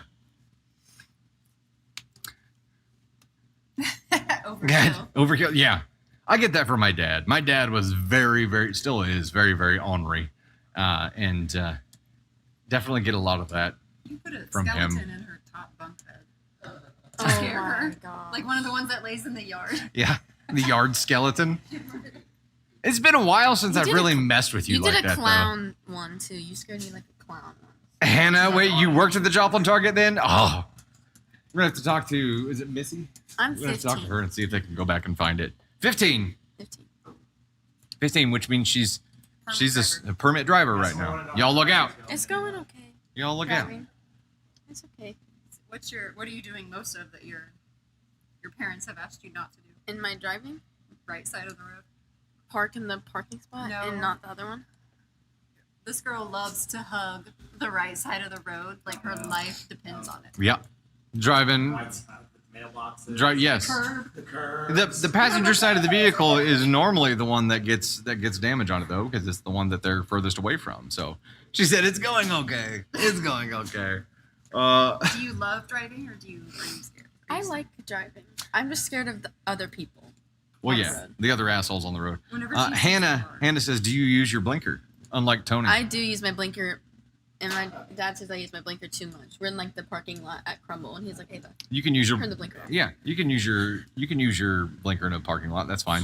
Angel asks, "What's your dream car?" Blinkers are You're not really a car girl. Yeah, just something that doesn't feel huge. That was when I was little. I want a small car because I drove Dustin's car and it was too big. I felt like I was hauling around like a bus. You're driving a bus. A bus. It really is. You are your mother's daughter. Look at you just slowly disappearing out of frame here. There you go. I like Mom's car better because Mom's car doesn't. Slower. Yeah, and it's smaller. It's easier to turn. Oh. I I see. Okay, Paula, thanks so much for the super on the YouTube side. Holy cow, we've jumped to another one here. That's amazing. That's awesome. Ladies and gentlemen, please, a big round of applause and lightning bolts in chat for Ava Thunder jumping in. Thanks so much. Have fun at cheer, Ava. Now I forget which button does what on here. The crumble selections every week, MME. Yeah, that's awesome. That is awesome. Okay, we are rocking and rolling. We're at 2451, about to hit 2500 to get James up here. Beer today. Also, we're getting close. We may be really close on the spicy story and the candy feedback on that side as well. So, do you want me to go ahead and jump into another story, even though we're going to hit this W coin goal right now? Go ahead and do the James spicy story. Okay, we're going to go ahead and dive into this because we are going to hit it whenever. We got it? All right, we got it. Let me get through this real quick. Bailey Chapman in the lead with 25 hundo. Alexi in the number 2 spot there. Jeep Granny Lorelei. It's Lorelei. I think you put it phonetically at the end for me, and I appreciate that so much, even though I still butcher it. Anise Moon, MJ Newcomb, A.K. Mary, Daniela Zani, Solutions Only, Wendy Taylor, Adventures with Pam, E. Tate Johnson, Candy Thunder, Alexi again there, T-Hef. We've got Sandra Cat, Ann Hoddockson, Cole Barber, Maddie Pitt, Emeldine Shepherd, Becky the Unicorn, Ashley Lee. We've got Mara Ezekiel. I'm sorry. Mara Ezekiel? I'm screwed it up. I'm sorry. AK Mary, Outdoor Girl, Jamie's, Mama Says So, Shannon Aaron, Emma Vasallo, Violet Green, MJ Newcomb, Bailey Chapman, Lovely Rainy Day, Erica Eternal, Jeep Granny, Julie Jules, Green Bean, Tinkerbells, Anastasia Smith, Daniela Zani, Wendy Taylor, Solutions Only, Mungao, Tesh, Lorelei, Ms. Pamela L, Spicy Mama. Finally got it. Spicy Mama. Melissa Rodriguez, Itherian, Anise Moon, E. Tate Johnson, Adventures with Pam Sue Ann, Hannah Louise, Kristen Museum Girl, Jenny Richardson, Bernie. We've got Bernie D.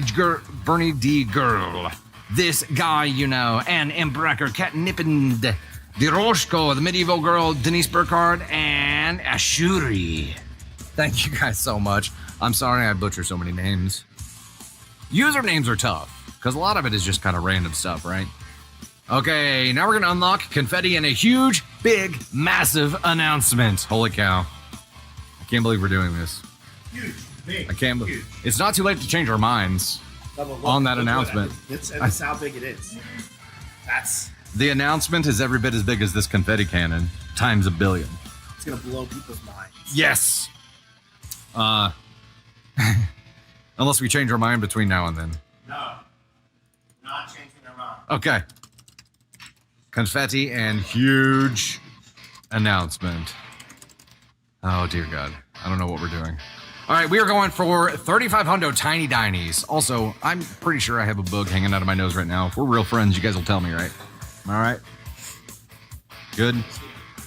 A 36-hour stream, Janine? What?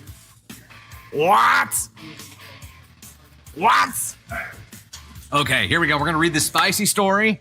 And then we're going to bring Bearded A up to give a chat about that. And we're about to unlock the spicy story on the YouTube side as well. Holy cow. All right, here we go.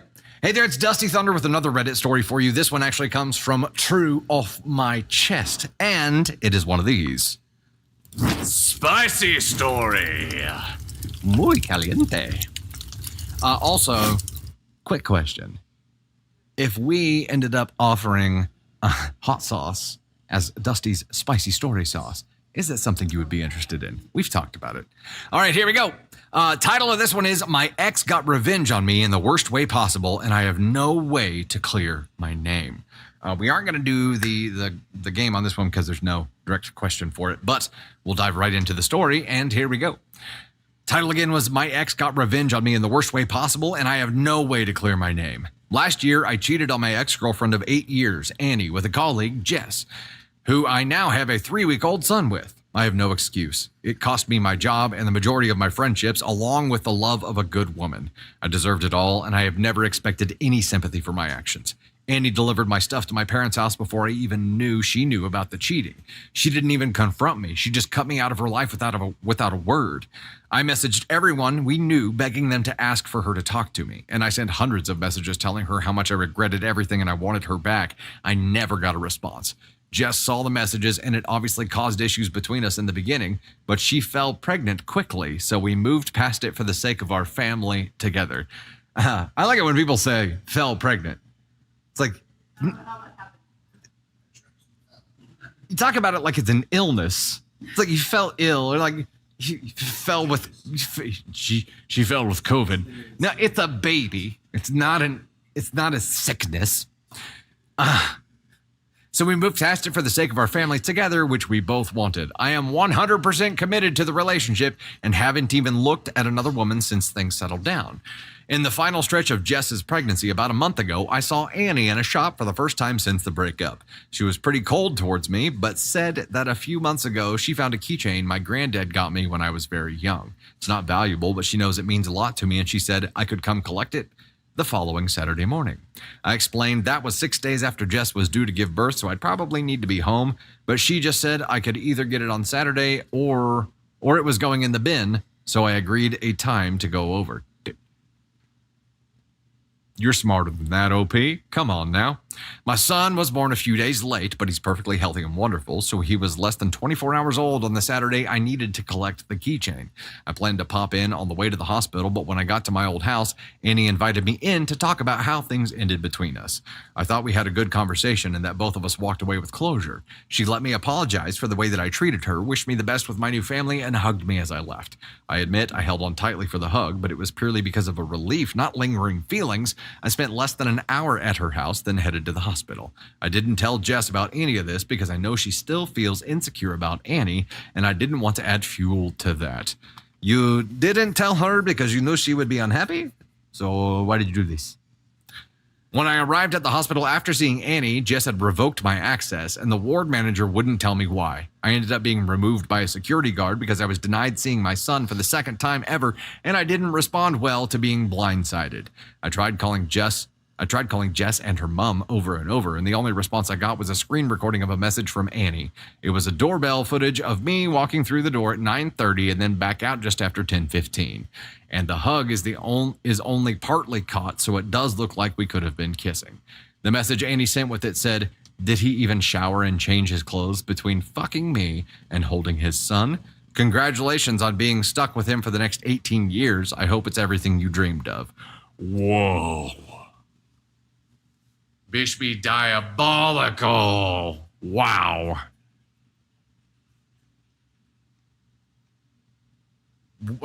Wow. Okay. No one believes this is a setup at all. It's something I would never have expected from Annie, and no one else would either. So they're completely rejecting the idea that this is a lie. I sent her a message asking why she did this, assuming I'd still be blocked. Her response was that she wasn't going to let me play innocent, and that I may have deleted all of our messages over the past few months, but she hasn't. Whoa.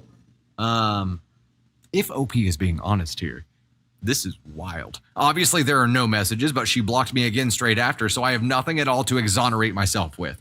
She waited in silence for almost a year, then took the most cruel and vindictive revenge she possibly could. I've met my son once, minutes after he was born, and now Jess is refusing any contact with me and won't let me see him. Court will take months, and my heart hurts every minute of every day. I know what I did to Annie was horrible, but I don't deserve this. I have no one to talk to about it because not even my own mother believes me. Her only question was why I ruined my life with a baby when Annie was willing to reconcile, and that's about the most supportive thing she said to me since I was dumped. The few friends who stuck with me are assuming the worst too, and it's killing me that not a single person I know sees this for what it is. Everything is ruined. You know what? To get some help with feedback on this, we're going to bring him up. James, a.k.a. the artist formerly known as Bearded Day, now Unbearded Day. Welcome to the 2-year Channelversary, brother. Right, it's good to see you. Good Welcome to see back. you. Welcome back. All right. Step right on Step up right there. up. Step right on up there. This is a lot. This is a lot. This is a lot. This is a roller coaster of shenanigans. Where I hadn't packed this. Shenana coaster. It's a shenana coaster. Yeah. I like that. Yeah. I need a It's bumper like sticker. Shenado coaster. Shenado coaster. Okay, so I'm at a loss for the words up in here. However, we'll just chunk it out. One, sometimes there are consequences for your actions. So you do stupid things, you win stupid prizes. Right. There is also a real concerning bit of, I get the revenge is best served cold. I mean, we're gonna be diabolical, but we've also affected a relationship with a child. The child didn't do anything to deserve this. Yes. Even the ex, all the people didn't deserve this. It's a bit Evil? Yes. Girls love our whiskey. I am vertically challenged. He is a little tall, so that's fine. I'm on my tippy toes here. There. Oh, look, there we go. This See, is but the you're level, still taller this than I. is the level that most people This is most lower than human. us for. Yeah.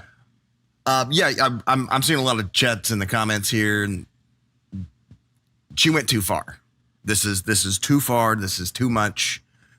Yeah, and I mean, we can believe, we gotta take it at face value. So we believe just this, but don't mess with children, and that's what we're doing. We're ruining relationships with children, and for her to assume that he's going to be a terrible human being for the next 18 years, that's you don't get to decide that. You were hurt, move on. He's a terrible person for you, move on. Get him back some way. Don't mess with the children. Yeah. For sure. I mean, that's yeah. Also, I think that in this scenario, OP, you feel like you have nothing to exonerate yourself with. You have no evidence, but like this is a guilty until proven innocent kind of thing because she's already thrown evidence to the contrary, right? However, your phone records are a pretty easy thing for you to access, and you can prove that you have not been calling and messaging her for the past several months. You can prove that. And also, you still have the messages where you did have contact with her over the past week or 2 weeks or whatever it has been. So you can prove when you did communicate and when you did not communicate with her. You could start building a case here. Your location, if you've tracked, I'd be pulling every piece of data that I have and start using it to at least document the truth right now. But maybe we should have documented it from the beginning. Truth. I mean, I saw my ex. I went to my ex's house. Like, this is an open dialogue, and you have to be honest with your partner. I think we can at least, at minimum, do this for him. For sure. Going there was a bro's oath. He said himself, this keychain was not like an expensive heirloom kind of thing. It had sentimental value for him. It's almost a year later, and he forgot. He didn't remember it. So how important was it? He's not painting himself good picture. No. Didn't do anything to mind his P's and Q's. You're setting yourself up for failure. I mean, you CYA, it's the comfort of your partner that needs to come first. Yep. And you have to do that, especially when the relationship didn't start on the best of terms. So he's already painted with a picture, and then he didn't do anything to fix that. I don't know. It's just the whole, I understand that he fucked up. He knows he fucked up, and once his new partner fell pregnant, he says he was devoted there, and we have to take him at his word because that's the only word that we have right now. However, his ex going for the jugular and affecting his ability to have a relationship with his child is way too far. You've got to have some evil in your bones to be able to pull that off and feel completely justified. And she knowingly lied. The message that she sent about effing her was clearly a lie, and she knew it. If everything we're hearing here is truth.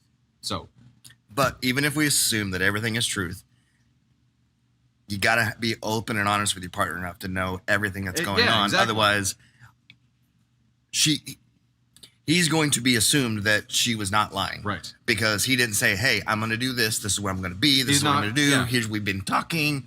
That sort of thing is what you have to do if you're going to alleviate any doubt. He's not completely innocent, and that's the problem. Because he still went over. He still went over And didn't tell her on purpose. So, even if there was nothing that happened, it was still an omission of information, and that's easy to do, but it's also really dangerous. Thou shalt not do that. where would you put him? How big? Okay, OP specifically. I feel like X is an ASCOM 1 here. If you're willing to take that kind of action against a child, you're an ASCOM 1. I think Yes. we probably, a lot of us agree on that. Where would you put OP for what he did, not telling her, and getting himself into the position that he's in now. Well, you got the initial ask on one, which he already he led with that. Yep. Of yes, Yep. I did a bad thing. Right. I'm still gonna go 1.5 to get to the I'm not being honest with my partner and it's come back to bit me in the ass. Okay. It's another consequence of his actions. Gotcha. A little overdone, but still a consequence of his actions. Gotcha. So, So- he's 1.5. Call it 2. Yeah, I'm gonna go 2 on here. 4. Well, not being honest with his partner is an ask on one thing. That was just if he was gonna do something that he felt like he couldn't be honest with her about, he shouldn't be doing it, and that's it. That's the Yes. bottom line. Now, what happened to him is exponentially worse, right? Yes. And I'm sure he is shitting himself. And if this had happened, I wouldn't have allowed this to happen to me in the first place. If something like this happened to me and I wasn't allowed to have a relationship with my kids because somebody was blackmailing me for a hurt that I had caused them years and years ago, this has got to be the most lonely, sickening feeling he's ever felt. He's definitely thinking about his life choices at this point. Yeah. Or at least he should be. That's Because he's got some work to do to get back there. And I mean, eventually he'll be able to, if he is a good person, will have a good relationship with his child. It's Yep. not like he disappeared off the face of the earth, but he's got work to do. a lot of work to do. You got a lot of work to do. What's up, Candy Thunder?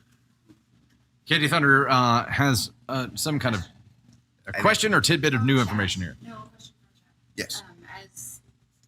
As two men, how do you feel about the mom keeping him from seeing, like borrowing him from the hospital?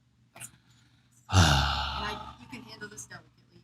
You don't have to give a lot of feedback. You are two men. So yeah, the question is, as men, how do we feel about what mom did, banning him from the hospital and not allowing him to see his child? You go first, James. Well, realistically, I empathize with this. I understand that she feels a way and she's reacting on those feelings, and it's punishment. That's all the power she has to do it.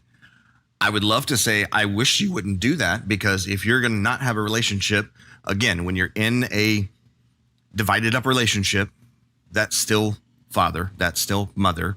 So you want people to be decent human beings, but there's a lot of feelings and a lot of emotions that they have to deal with. So I don't blame her. I wouldn't really expect much difference. I wish it wouldn't be that way. Whether man, woman, otherwise, it's you feel as your trust has been broken. Therefore, go away. Go away, or I will taunt you again for a second time. So, I mean, yes, I think she should have.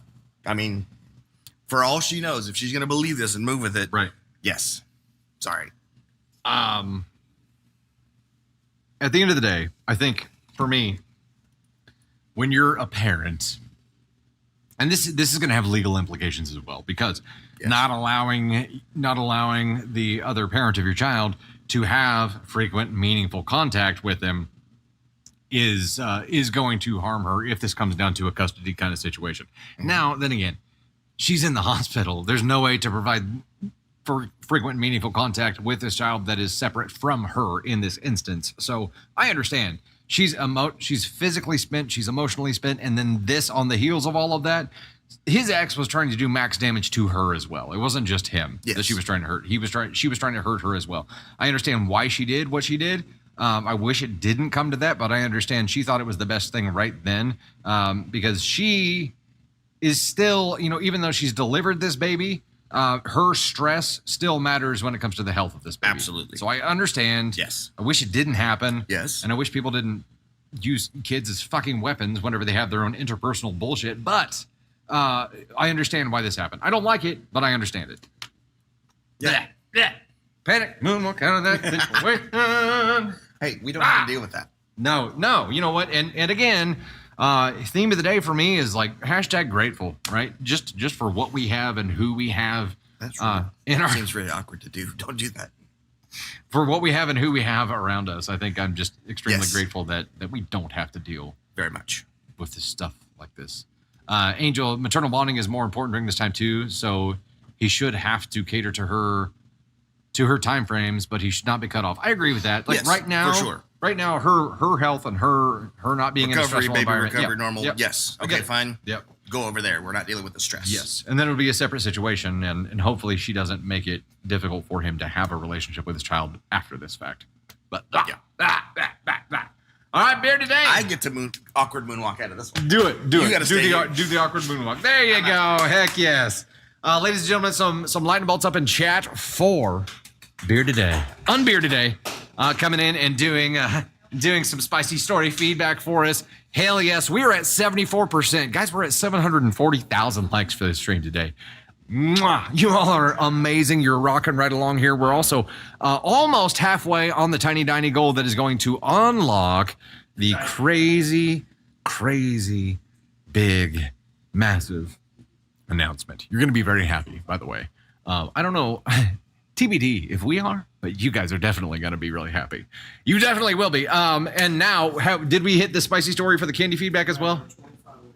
25 away from the spicy story with candy feedback on the YouTube side, so we are still rocking around there.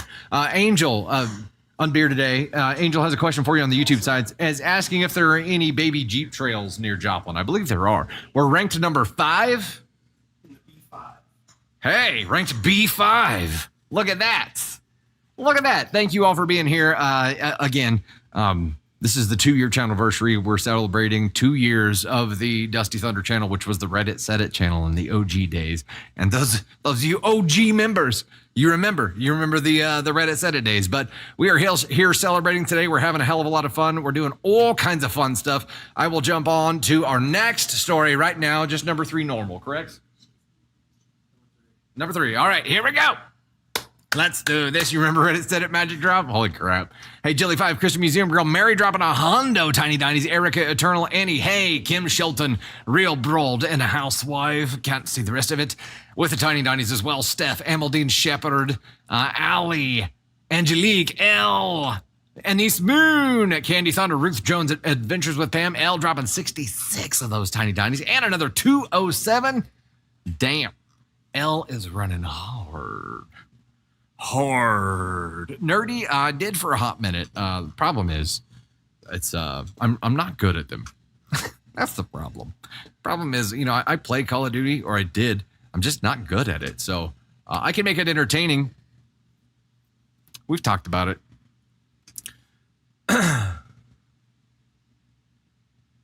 The theme song, Helen. What does the theme song actually say? I don't know that we have an actual theme song here now. All right, let's rock and roll. Here we go. Hey there, it is Dusty Thunder with another Reddit story for you. This one comes from AITA and is titled, Am I the Astronaut for Secretly Saving Money After My Husband Pressured Me to Become a Housewife? We will play the title game with this. Let's go ahead and start a poll. I said start a poll. TikTok, there we go. At least got it queued up here, and poll has started now. We have 1 minute. 1 minute.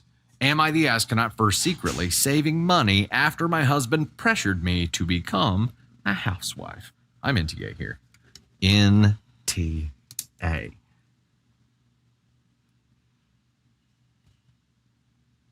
Pressured. Context clue, right? That's definitely a context clue. And we've read enough stories where people end up being financially abused and controlled. And if they end up being in a shitty situation, this is the quickest way where there's no way out because they get financially controlled. So hell no. Hell no. And I would think if they really loved you and wanted you to be their life partner, they would understand that. Always. Angel, theme song. Don't be an astronaut. Should we ask ChatGPT to write it? I think we could handle it. I think we could definitely handle it. Actually, Wolfenstein, Honey Bear, hell yeah. Duke Nukem, Wolfenstein, yes. Back in the PC days, we were rocking along with that. There was some chat about us creating a song when we hit a milli. Don't give too much. I won't give too much away, but there is some conversation about us creating a theme song when we hit a milli. We had 94% go NTA here. This is probably one of the highest percentages I have ever seen agree on this story. Bonkers. We've got Fansmagoria dropping the 45. Wiley Kylie dropping the 66. Kristen, Goulion, Tammy Lee, Marielle, Adrian. Thank you guys so much. Here we go. Okay. The overwhelming majority vote here is NTA. We'll see what happens. I am a 27 female married to a 32 male, Mark. We've been together for 4 years, married for 2. When we first met, Mark was progressive and open-minded. We both worked, split chores, and he supported my ambition to advance in my career. About a year into our marriage, Mark started hanging out with a new group of friends who hold very traditional views on gender roles. He began making comments about how women are naturally better at homemaking and how children, we don't have any yet, need their mothers at home. At first, I thought it was just talk and didn't take it seriously. Then he started suggesting that I quit my job to focus on the home. He'd leave articles about the benefits of stay-at-home moms and how traditional families are happier. Even though we both work full-time, he started criticizing me for not keeping up with household duties to his standards. I felt like I was failing as a wife. Love it where this is going. The final straw was when he invited his friends over for dinner without telling me. I don't really have any other way to say it. Then it felt like an intervention, with subtle remarks urging me to embrace my feminine role and become a full-time homemaker. I was shocked and upset, but kept my composure until they left. Feeling trapped and unsure of the future, I decided to start saving money on the side.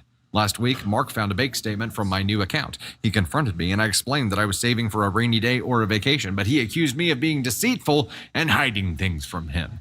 Now he's involving our families, painting me as the one who's undermining our marriage.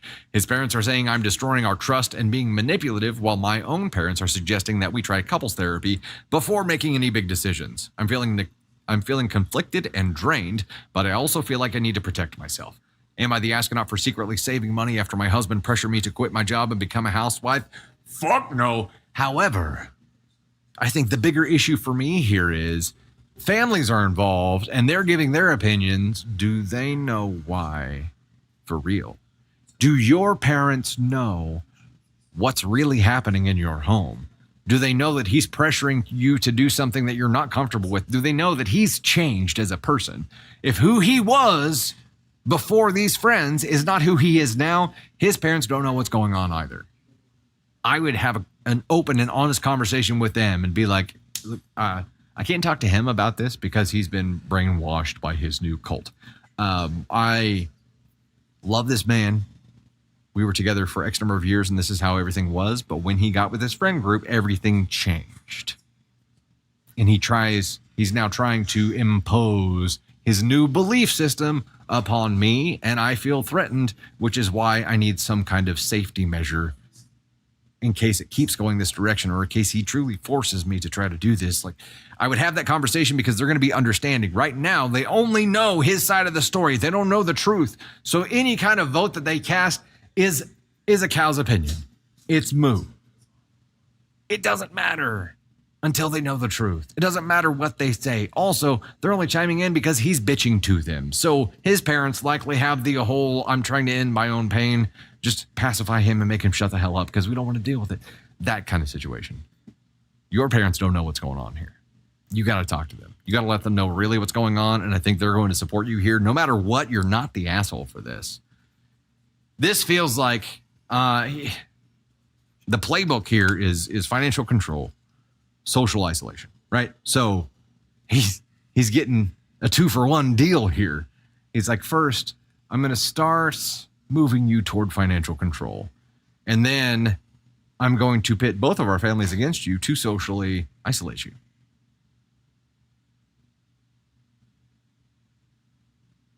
I don't like it.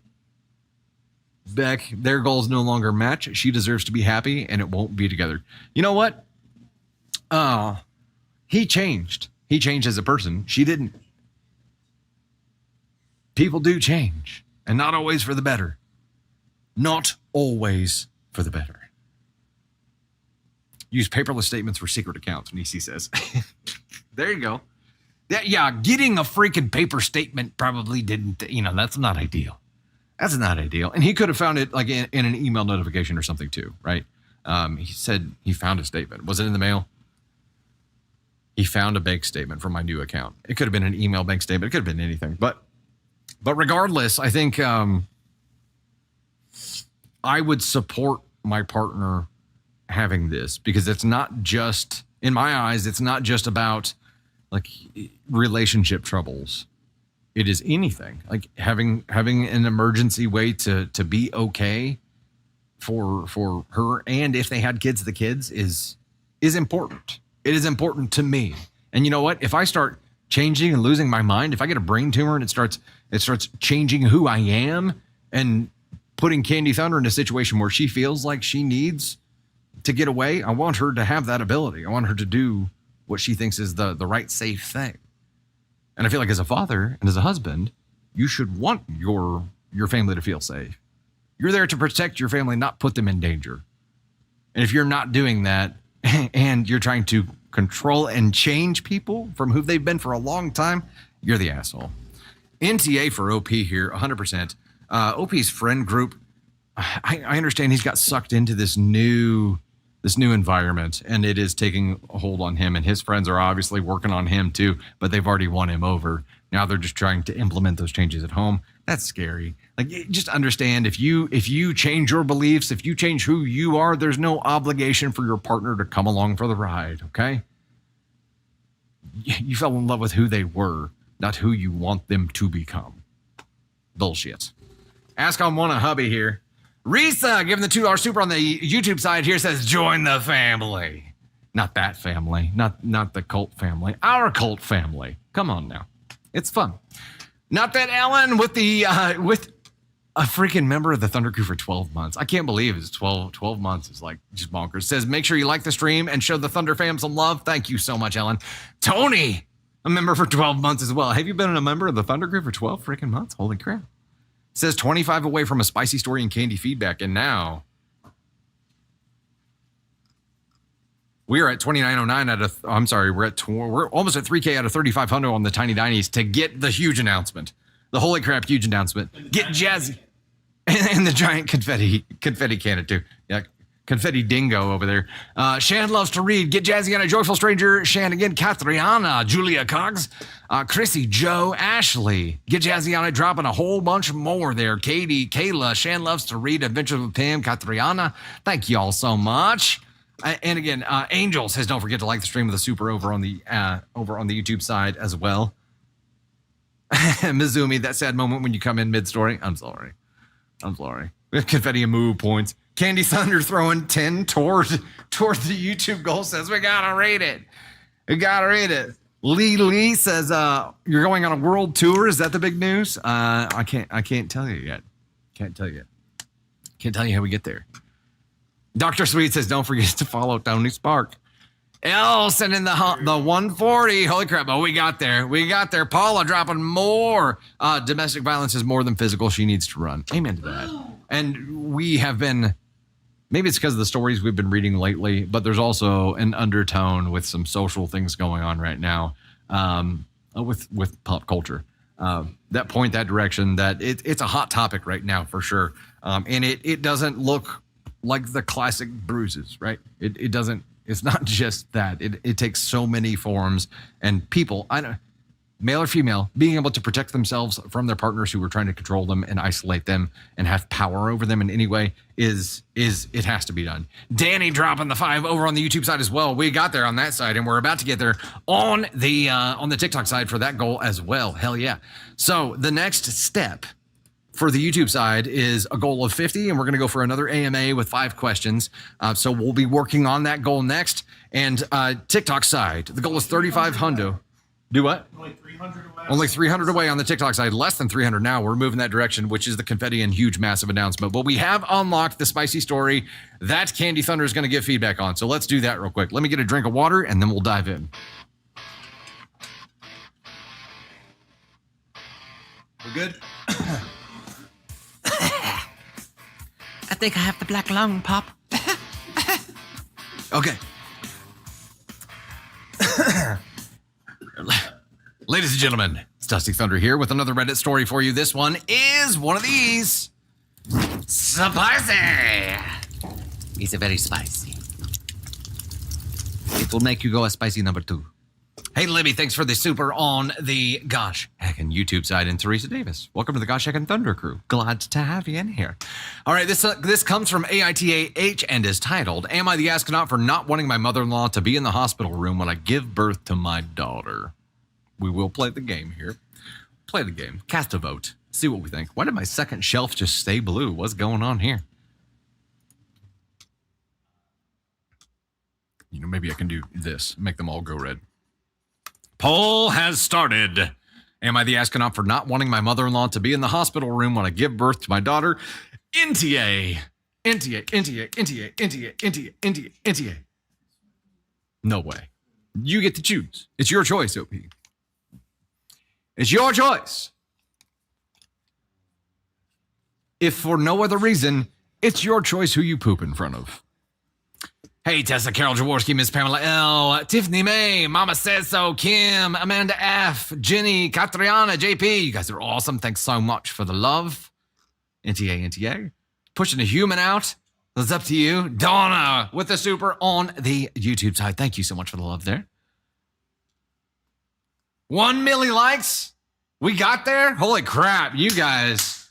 We hit 1 million. We also just hit the TikTok goal for the massive major big announcement. And you all hit the goal for the big announcement too. We're going to read. You want to do it now? You do it now before we dive into the story. Go ahead and do it.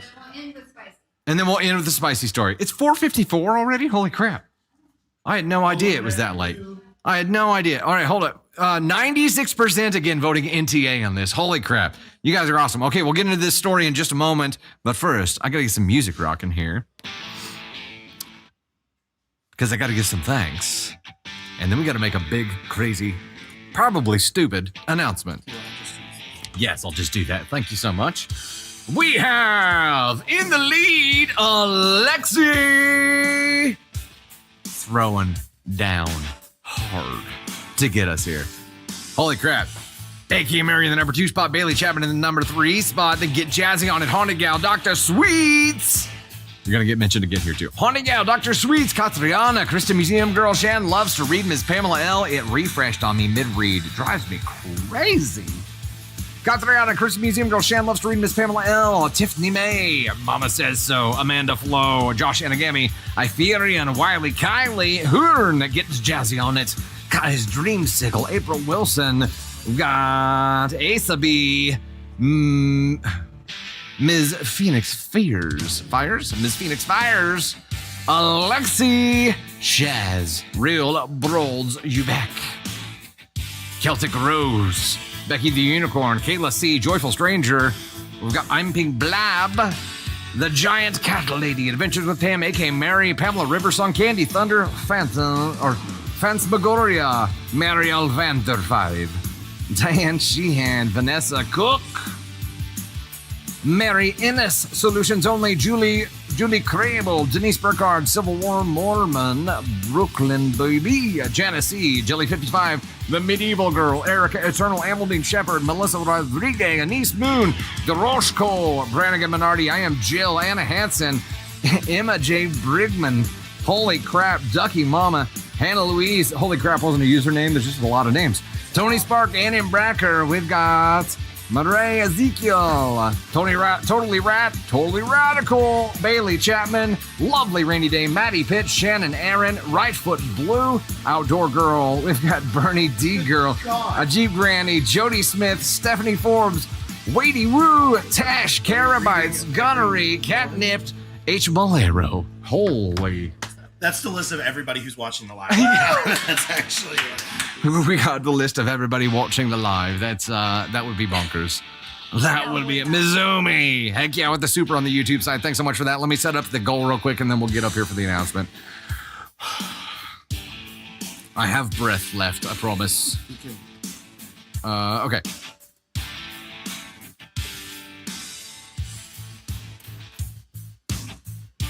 Is this just because? Yeah. Okay. We are going for high bears now. Okay. Ladies and gentlemen, I'm going to bring Tony Spark up to help make this announcement. I'm just going to intro the announcement and then I'll let you make it so I can shoot you with the confetti. Okay, here we go.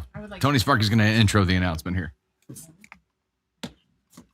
Wadey Woo, you screamed. I was scared you to hear your name read aloud. Okay. Okay, hold up. Wait, what? Hold on. What's happening? I just want to know there is no babe in my belly. Never again. She's closed. If we have one We're more kid, we're struggling. literally going to be driving a short bus. We're also struggling with the 3-year-old that we have. Teenagers are good. No more babies. Maybe a puppy. Yeah. But that's not the announcement. No puppy. Well, Dusty doesn't know that the announcement is a puppy and it's about to walk through the door. No, I'm just kidding. I would so Just kidding. So it actually, this was, you guys know how like the, so you guys know how the, It's Sunday store. the amazing, great ideas that I have, like a 24-hour live and things like that. Woke up this morning and I was like, we've got the 2-year Channelversary stream today. So I was like, what is something we could announce that nobody would see coming and nothing, and you guys would hopefully like it. I don't know. Maybe not. Now I'm in that second guessing myself that I hope I didn't overhype it. But it's pretty exciting. It's been asked for a lot. So I'm gonna let Dusty go ahead and make the announcement, and then I'm gonna shoot him with this giant confetti cannon. It's funny that you said Dusty. It is funny. Serendipitous there with the word Dusty. I don't know how else to say this other than the Dusties are coming back, y'all. The Dusties are coming back. It may be a terrible idea. It's like it's tempting fate, but that was a good one. Some different confetti. The Dusties are coming back. We are going to be in January. Here's the deal. It's not going to be a live thing.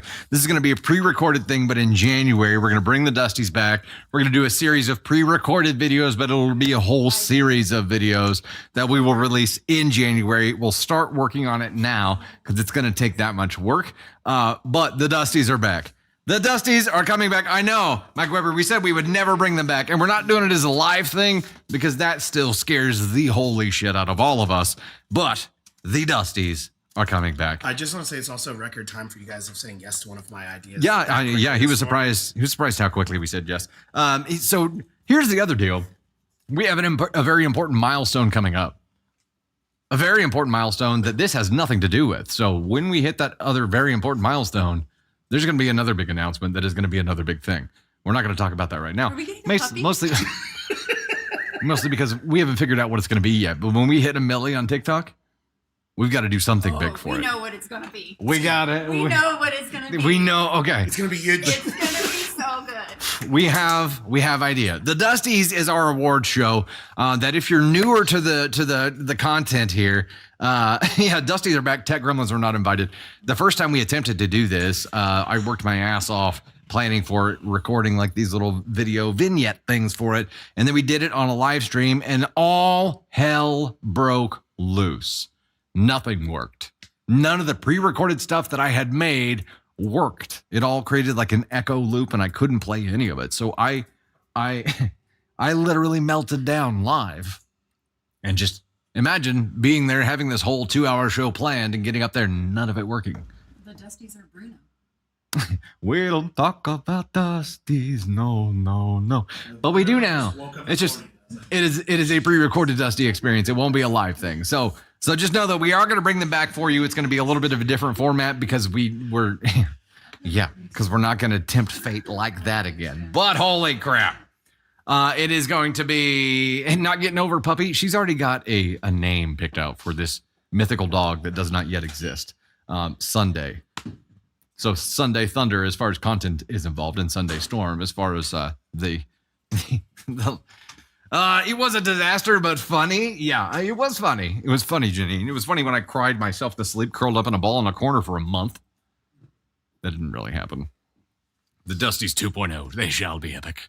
They shall be. Okay, we have a spicy story to read with Candy Thunder feedback. That's what we're diving into right now. All right, let's go. We've already done the poll. It was largely like 96% NTA here. Elise with the super over there said you should do it with a live audience. We've talked about that a little bit too. One step at a time. Bringing the Dusties back as a pre-recorded experience is step one. We have lots of other ideas for lots of other things. That is one of the easier things for us to do. Not that it isn't tough, but it will be, it's very doable. All right, here we go. I, 22 female, am due to give birth to my husband, 28 male, and I's daughter in about 2 weeks. A few days ago, we were discussing birth plans and the topic of who will be in the room came up. He said exactly this. your mom, your sister probably, Ava, my best friend, and obviously my mom will be in the room, right? This caught me off guard since we had spoken about it at an earlier time, but I just corrected him because I thought he might have forgotten. So I said, actually, I would prefer it if she wasn't in the room during the birth, but I don't mind if she comes in to visit before the birth and after the birth. He immediately got upset and said, so you get to have family in the room, but I don't. It's my baby too.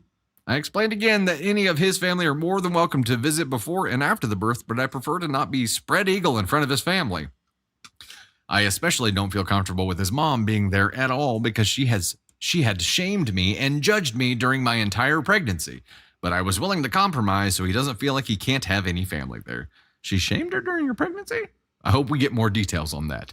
He still wasn't listening to me and started to get mad and yell at me. He was really set on the fact that it's his baby too, which I already know, but like I said, I just don't want them there during the birth. I don't mind before and after. He is still upset about this and has been avoiding me since this argument and will only talk to me in the morning when I make us breakfast.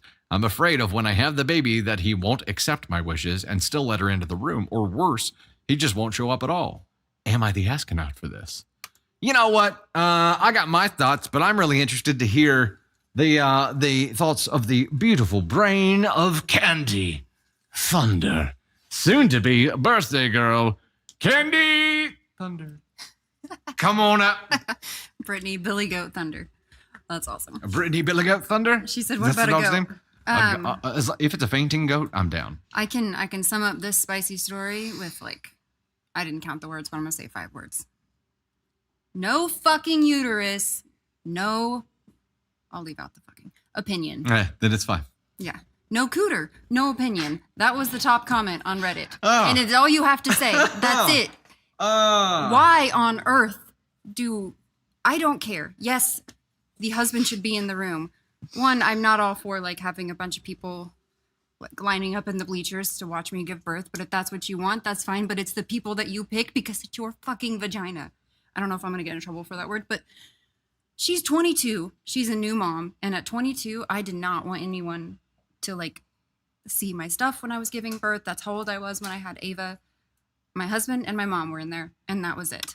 And I'm like, you don't get to tell me who gets to come into the room while I'm pushing out a baby. Yeah. It is one of the most exposed moments of your life, especially if you did freaking IVF. It is so exposed that you get to decide who gets to see you like that, not your husband. He's there for support, and that is it. He is there to watch his child being born. That's it. He is not there to decide who gets to be in the room. I'm sorry, my voice is shaking because it pisses me off so fucking bad that he thinks that his mom is entitled to be in the room. She is not your mom. She is not the mom of the mom giving birth. She doesn't just get to fucking criticize your pregnancy. Right. And then think that she has some fucking God-given right to be in the room. She does not. I'm fired up. Sorry. So the fact that she has already criticized her, that was a lot of words. Elise with the super on YouTube says, ain't got a coochie, you got a scoochie. Thank you so much for that. I was trying to find a way to make it work in my head with some kind of two-parter. That's perfect. Ain't got no coochie, you got a scoochie. Yes. I would, in her position, I would be like, yeah, this is really interesting. Let's look up what the hospitals think about who gets to decide who gets to be in the room. Yeah. And it's her. His opinion does not fucking matter. At the end of the day, the mom is the patient until Right. the baby is born. And then there are 2 patients, and the patient gets to decide. Every labor and delivery nurse, and I hope that any new mom hears this, will fight for what it is that you want.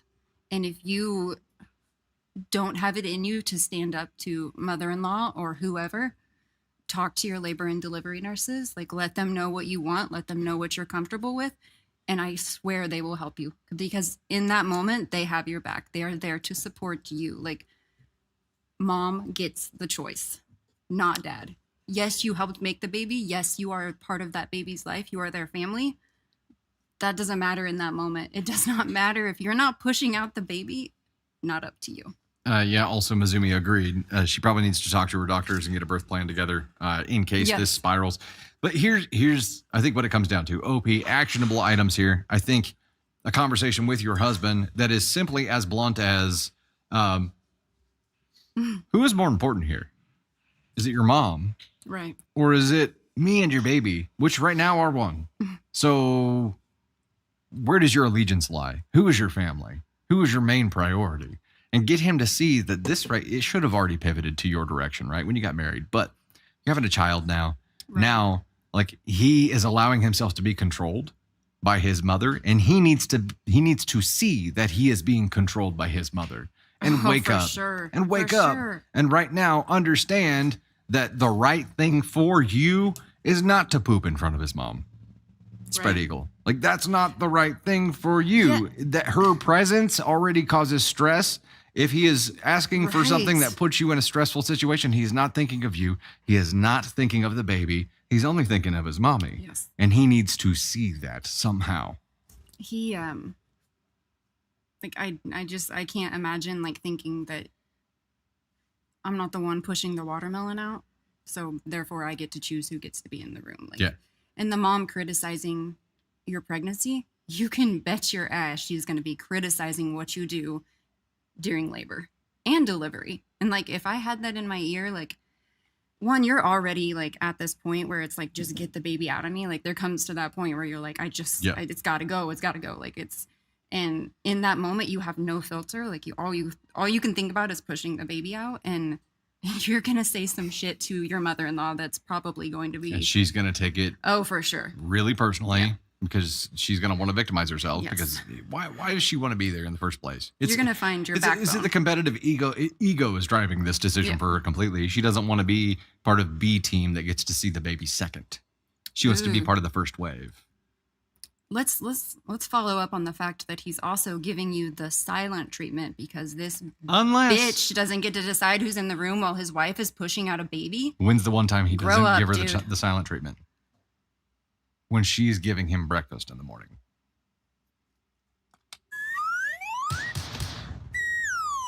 Bro. Dude, Brother. you married a baby. I'm Brother. sorry, but you married, that is not a man. Brother. Mm-mm. You got a baby of your own now. It's time to grow up. In Navy Thunder. And Navy Brother. Thunder's yeah, brother. I don't No. like it, brother. I Navy Thunder. I don't like it, brother. I support a dad's right to bond with his child. I do not support that at the expense of the mom's comfort in labor and delivery. Yeah. And that it bothers me a lot. Well, and that comes down to that is a health risk for mother and child. I will You can't No, it's support not. anything that presents a health risk for mother and child to pacify someone's ego. I will fight. Give me your mother-in-law's number and I will fight for you because I'm that pissed off about Nah. this. Okay, so here's what you do. Probably OP. just make it freaking worse. Here's but what you I do. would Here's what you do, OP. You might have to do this and include your hubby at this point because he's a brozo. But Right. you tell them that your doctor has actually arranged for you to deliver at a different hospital. Give them a room number. You might actually contact that hospital first and get some nurses on board too. Get them in a room and maybe have them accidentally lock that door. And then have your baby with the people you want around. Focus on that happy moment and then deal with it. All right, Ava. Yes. Ava Thunder, is she? Yeah. Going to cheer practice. All right. Kaden Thunder is taking her to cheer Oh, practice. look at that. Bye, guys. I'm going to tell her bye. All right, ladies and gentlemen, Candy Thunder with the last appearance for the day here. And actually, I believe this wraps us up. Hold on. Candy Thunder has one more thing to say here. I think I went a little hard on the Diet Coke drinking game, and I think that I'm like a little bit shaky, and that's probably why I was so fired up. But I mean that everything that I actually said. Yeah. I went really hard. You can't tell what percentage of you is mad and what percentage of you is just like caffeine, running on pure caffeine. MJ, thanks so much for the love with the super on the YouTube side there. We will go ahead and get ourselves called out here. Hold on. What's up? Okay, What so now? since the YouTube, they actually unlocked that next one. So the last thing you're going to do is the last AMA and then take care. Oh, okay. So YouTube unlocked the last AMA here. So we're going to talk for a few seconds here. We'll do that with some music on here momentarily, but I will get myself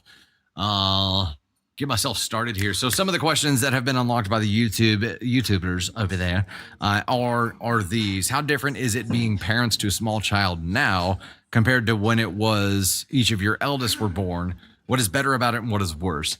I will say tech has changed wildly between the two kids, or between the two sets of kids, and really Navy's the second set there. We've got 3 waves, actually. It's because we've got Kaden, we've got the teens, and then we've got Navy, who is just 3 now. The technological advancements between the teens and Navy are bonkers. Like what they have for bottle maintenance, for bottle sterilizers, for like swings and stuff, for monitoring. It is all just wild. Now the tech has changed the most. And of course, you know what they have for entertainment is a lot more selective now too. You can really niche down and get into like just what you need. I think it's more convenient now, which obviously is that's a double-edged sword. You just have to use it wisely. Where did the cake obsession come from? I don't know. Apparently, we read some stories, and just serendipitously, these stories had cake as a subject matter, and for whatever reason, I got triggered by them. So we rolled with it and kept going in that direction, and now it has become one of the major themes of our content, but it was purely accidental. What all do you have in that collection we see behind you during the lives? Do you collect some of it over the years, or is it all recent? We have quite a bit. Some of it we've had for a hot minute, but the pops, like we've got a Dusty Thunder Pop and a Candy Thunder Pop, plus some Moira Rose Pops that have been gifted to us as well. A lot of stuff gifted from followers here. We've got the big astronaut statue gifted. The majority of the stuff came from followers. So whenever stuff comes in, we put it up here. We've got some custom artwork done by some of our followers here as well. There's some paintings in the back that we've got there. There's a lot of signage and stuff. The majority of it is from followers, and we appreciate the hell out of you. So that's bonkers. Who is the biggest astronaut? The worst in your opinion, each of y'all? Dusty, Candy, Kaden, Tony. Who's the biggest astronaut out of this group? That's a trick question. Candy Thunder says that's you, obviously. That's you, obviously. Teresa, you have a coconut cake in your kitchen? Hell yes. I'm the biggest astronaut, and I will wear that title proudly within our group. Within our group, for sure. Hey, Meg's World with a freaking travel in the U.S. Thank you for that. That's awesome. Who's the biggest astronaut? In our group, I'm sure it's me. My floor is ASCON 3. I don't get any nicer than ASCON 3. So there's that. They all agree with it, even if they won't say it out loud. If you could do something differently in your past, what would it be and why?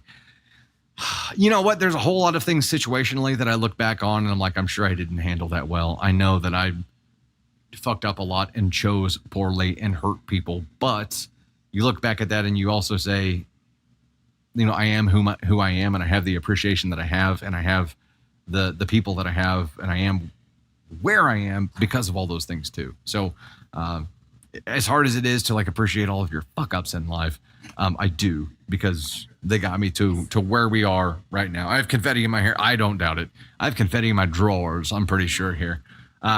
Yeah. So now, are you wanting to jump in and say something? No, I just need you to see. Oh. Wears it proudly until I tell him to stop it. Oh, You said I wear my the biggest asshole label. I wear it proudly until Candy Thunder asked me to take that crown off and hand it to her.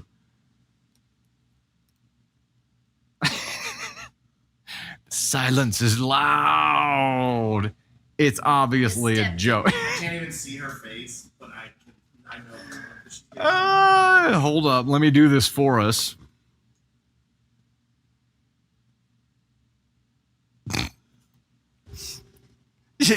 Brittany says, I can hear the look. He's stepping at L. Well, I'm getting that puppy now. She says, I'm getting that puppy now. Oh, my goodness. Rip. Yep. Rip. It was joke. She knows these joke. She knows I know be serious about these. Guys, this was a hell of a good time. Thank you so much for hanging out with us for the 2-year Channelversary. If you weren't around for the big announcement, the Dusties are back. Against our better judgment, we are bringing the Dusties back. It'll be a pre-recorded segment. Currently thinking we're going to launch that in January. So we'll be working on it between now and then. And we'll be heavily involving you as well. The fam voting on things is going to be a big part of this. We're definitely going to need your help. So the cursing classicist, the Russian only comes out when I've really stepped in it. Ich sollte my true dialers nicht. Mizumi, yes, absolutely. We accept fan mail. If you go to dusty-thunder.com, we actually have an address for a studio on there if you want to send something in to us. Also, if you have a story to post, the best way to get that to us is to post in the Dusty Thunder subreddit, but you can also send it directly in as well. The next stream is going to be a multi-stream Sunday, August 18th at 9 p.m. this coming Sunday, and we'll be 9 p.m. Central on TikTok and YouTube. There have been some requests for us to do that earlier. We'll talk about it. Right now, it's still at 9 p.m. Be sure to subscribe on the YouTube channel. If you aren't there already, you'll have all the content. If you saw the trailer, you saw how many videos we have on TikTok versus YouTube. There's a bonkers amount on YouTube. A huge thank you to everybody here for 2 years of the Dusty Thunder channel. Holy crap. You're amazing. You're amazing. You're amazing. You're amazing. You guys. This is really a celebration for you. Yeah, I mean, we're here, we're the ones throwing confetti and shit, but this is a celebration for you guys. This community is what makes this happen. This would not happen if you weren't here right now engaging and watching and having fun. It wouldn't happen. Thank you. Thank you for making this happen for us. You guys have changed our lives, changed our world, and all for the better. Thank you. VIPs, we'll see you here in about 10 to 15 minutes as we get set up and do some wheel spins. Hey-yo. We'll see you soon. Thanks for hanging out with us for the 2-year Channelversary. Don't forget, on Friday, to drop Candy Thunder a line and tell her HBD. Don't worry, I'll prompt you and give you something that you can do that on. All right, we'll see you soon. Donna, remember 11 months? Donna Bowen for 11 months on the freaking YouTube side. Heck yes, love to have you in there. Thank you so much for hanging out with us. Vicky became a member of the Gosh Hecked fam on the TikTok side there as well. Doroshko, Sherry, Annette Madron, Deborah Elizabeth Browning, Rebecca Itrata, Carly Reum, B, Meg's World, dropping the hundo there. Emma Bly, the Herosol. Siobhan Willix, Emma Bly there as well. Ashley, Sophia, Siobhan, Deborah Elizabeth Browning, Meg's World Adventures with Pam. You guys are awesome. Thank you so much. We'll see you soon in VIP.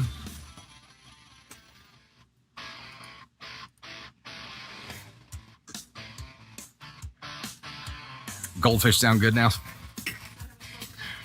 Oh. Mizumi says, I don't think companies much, but thank you two for recommending this amazing channel in my community. Heck yes, thank you so much.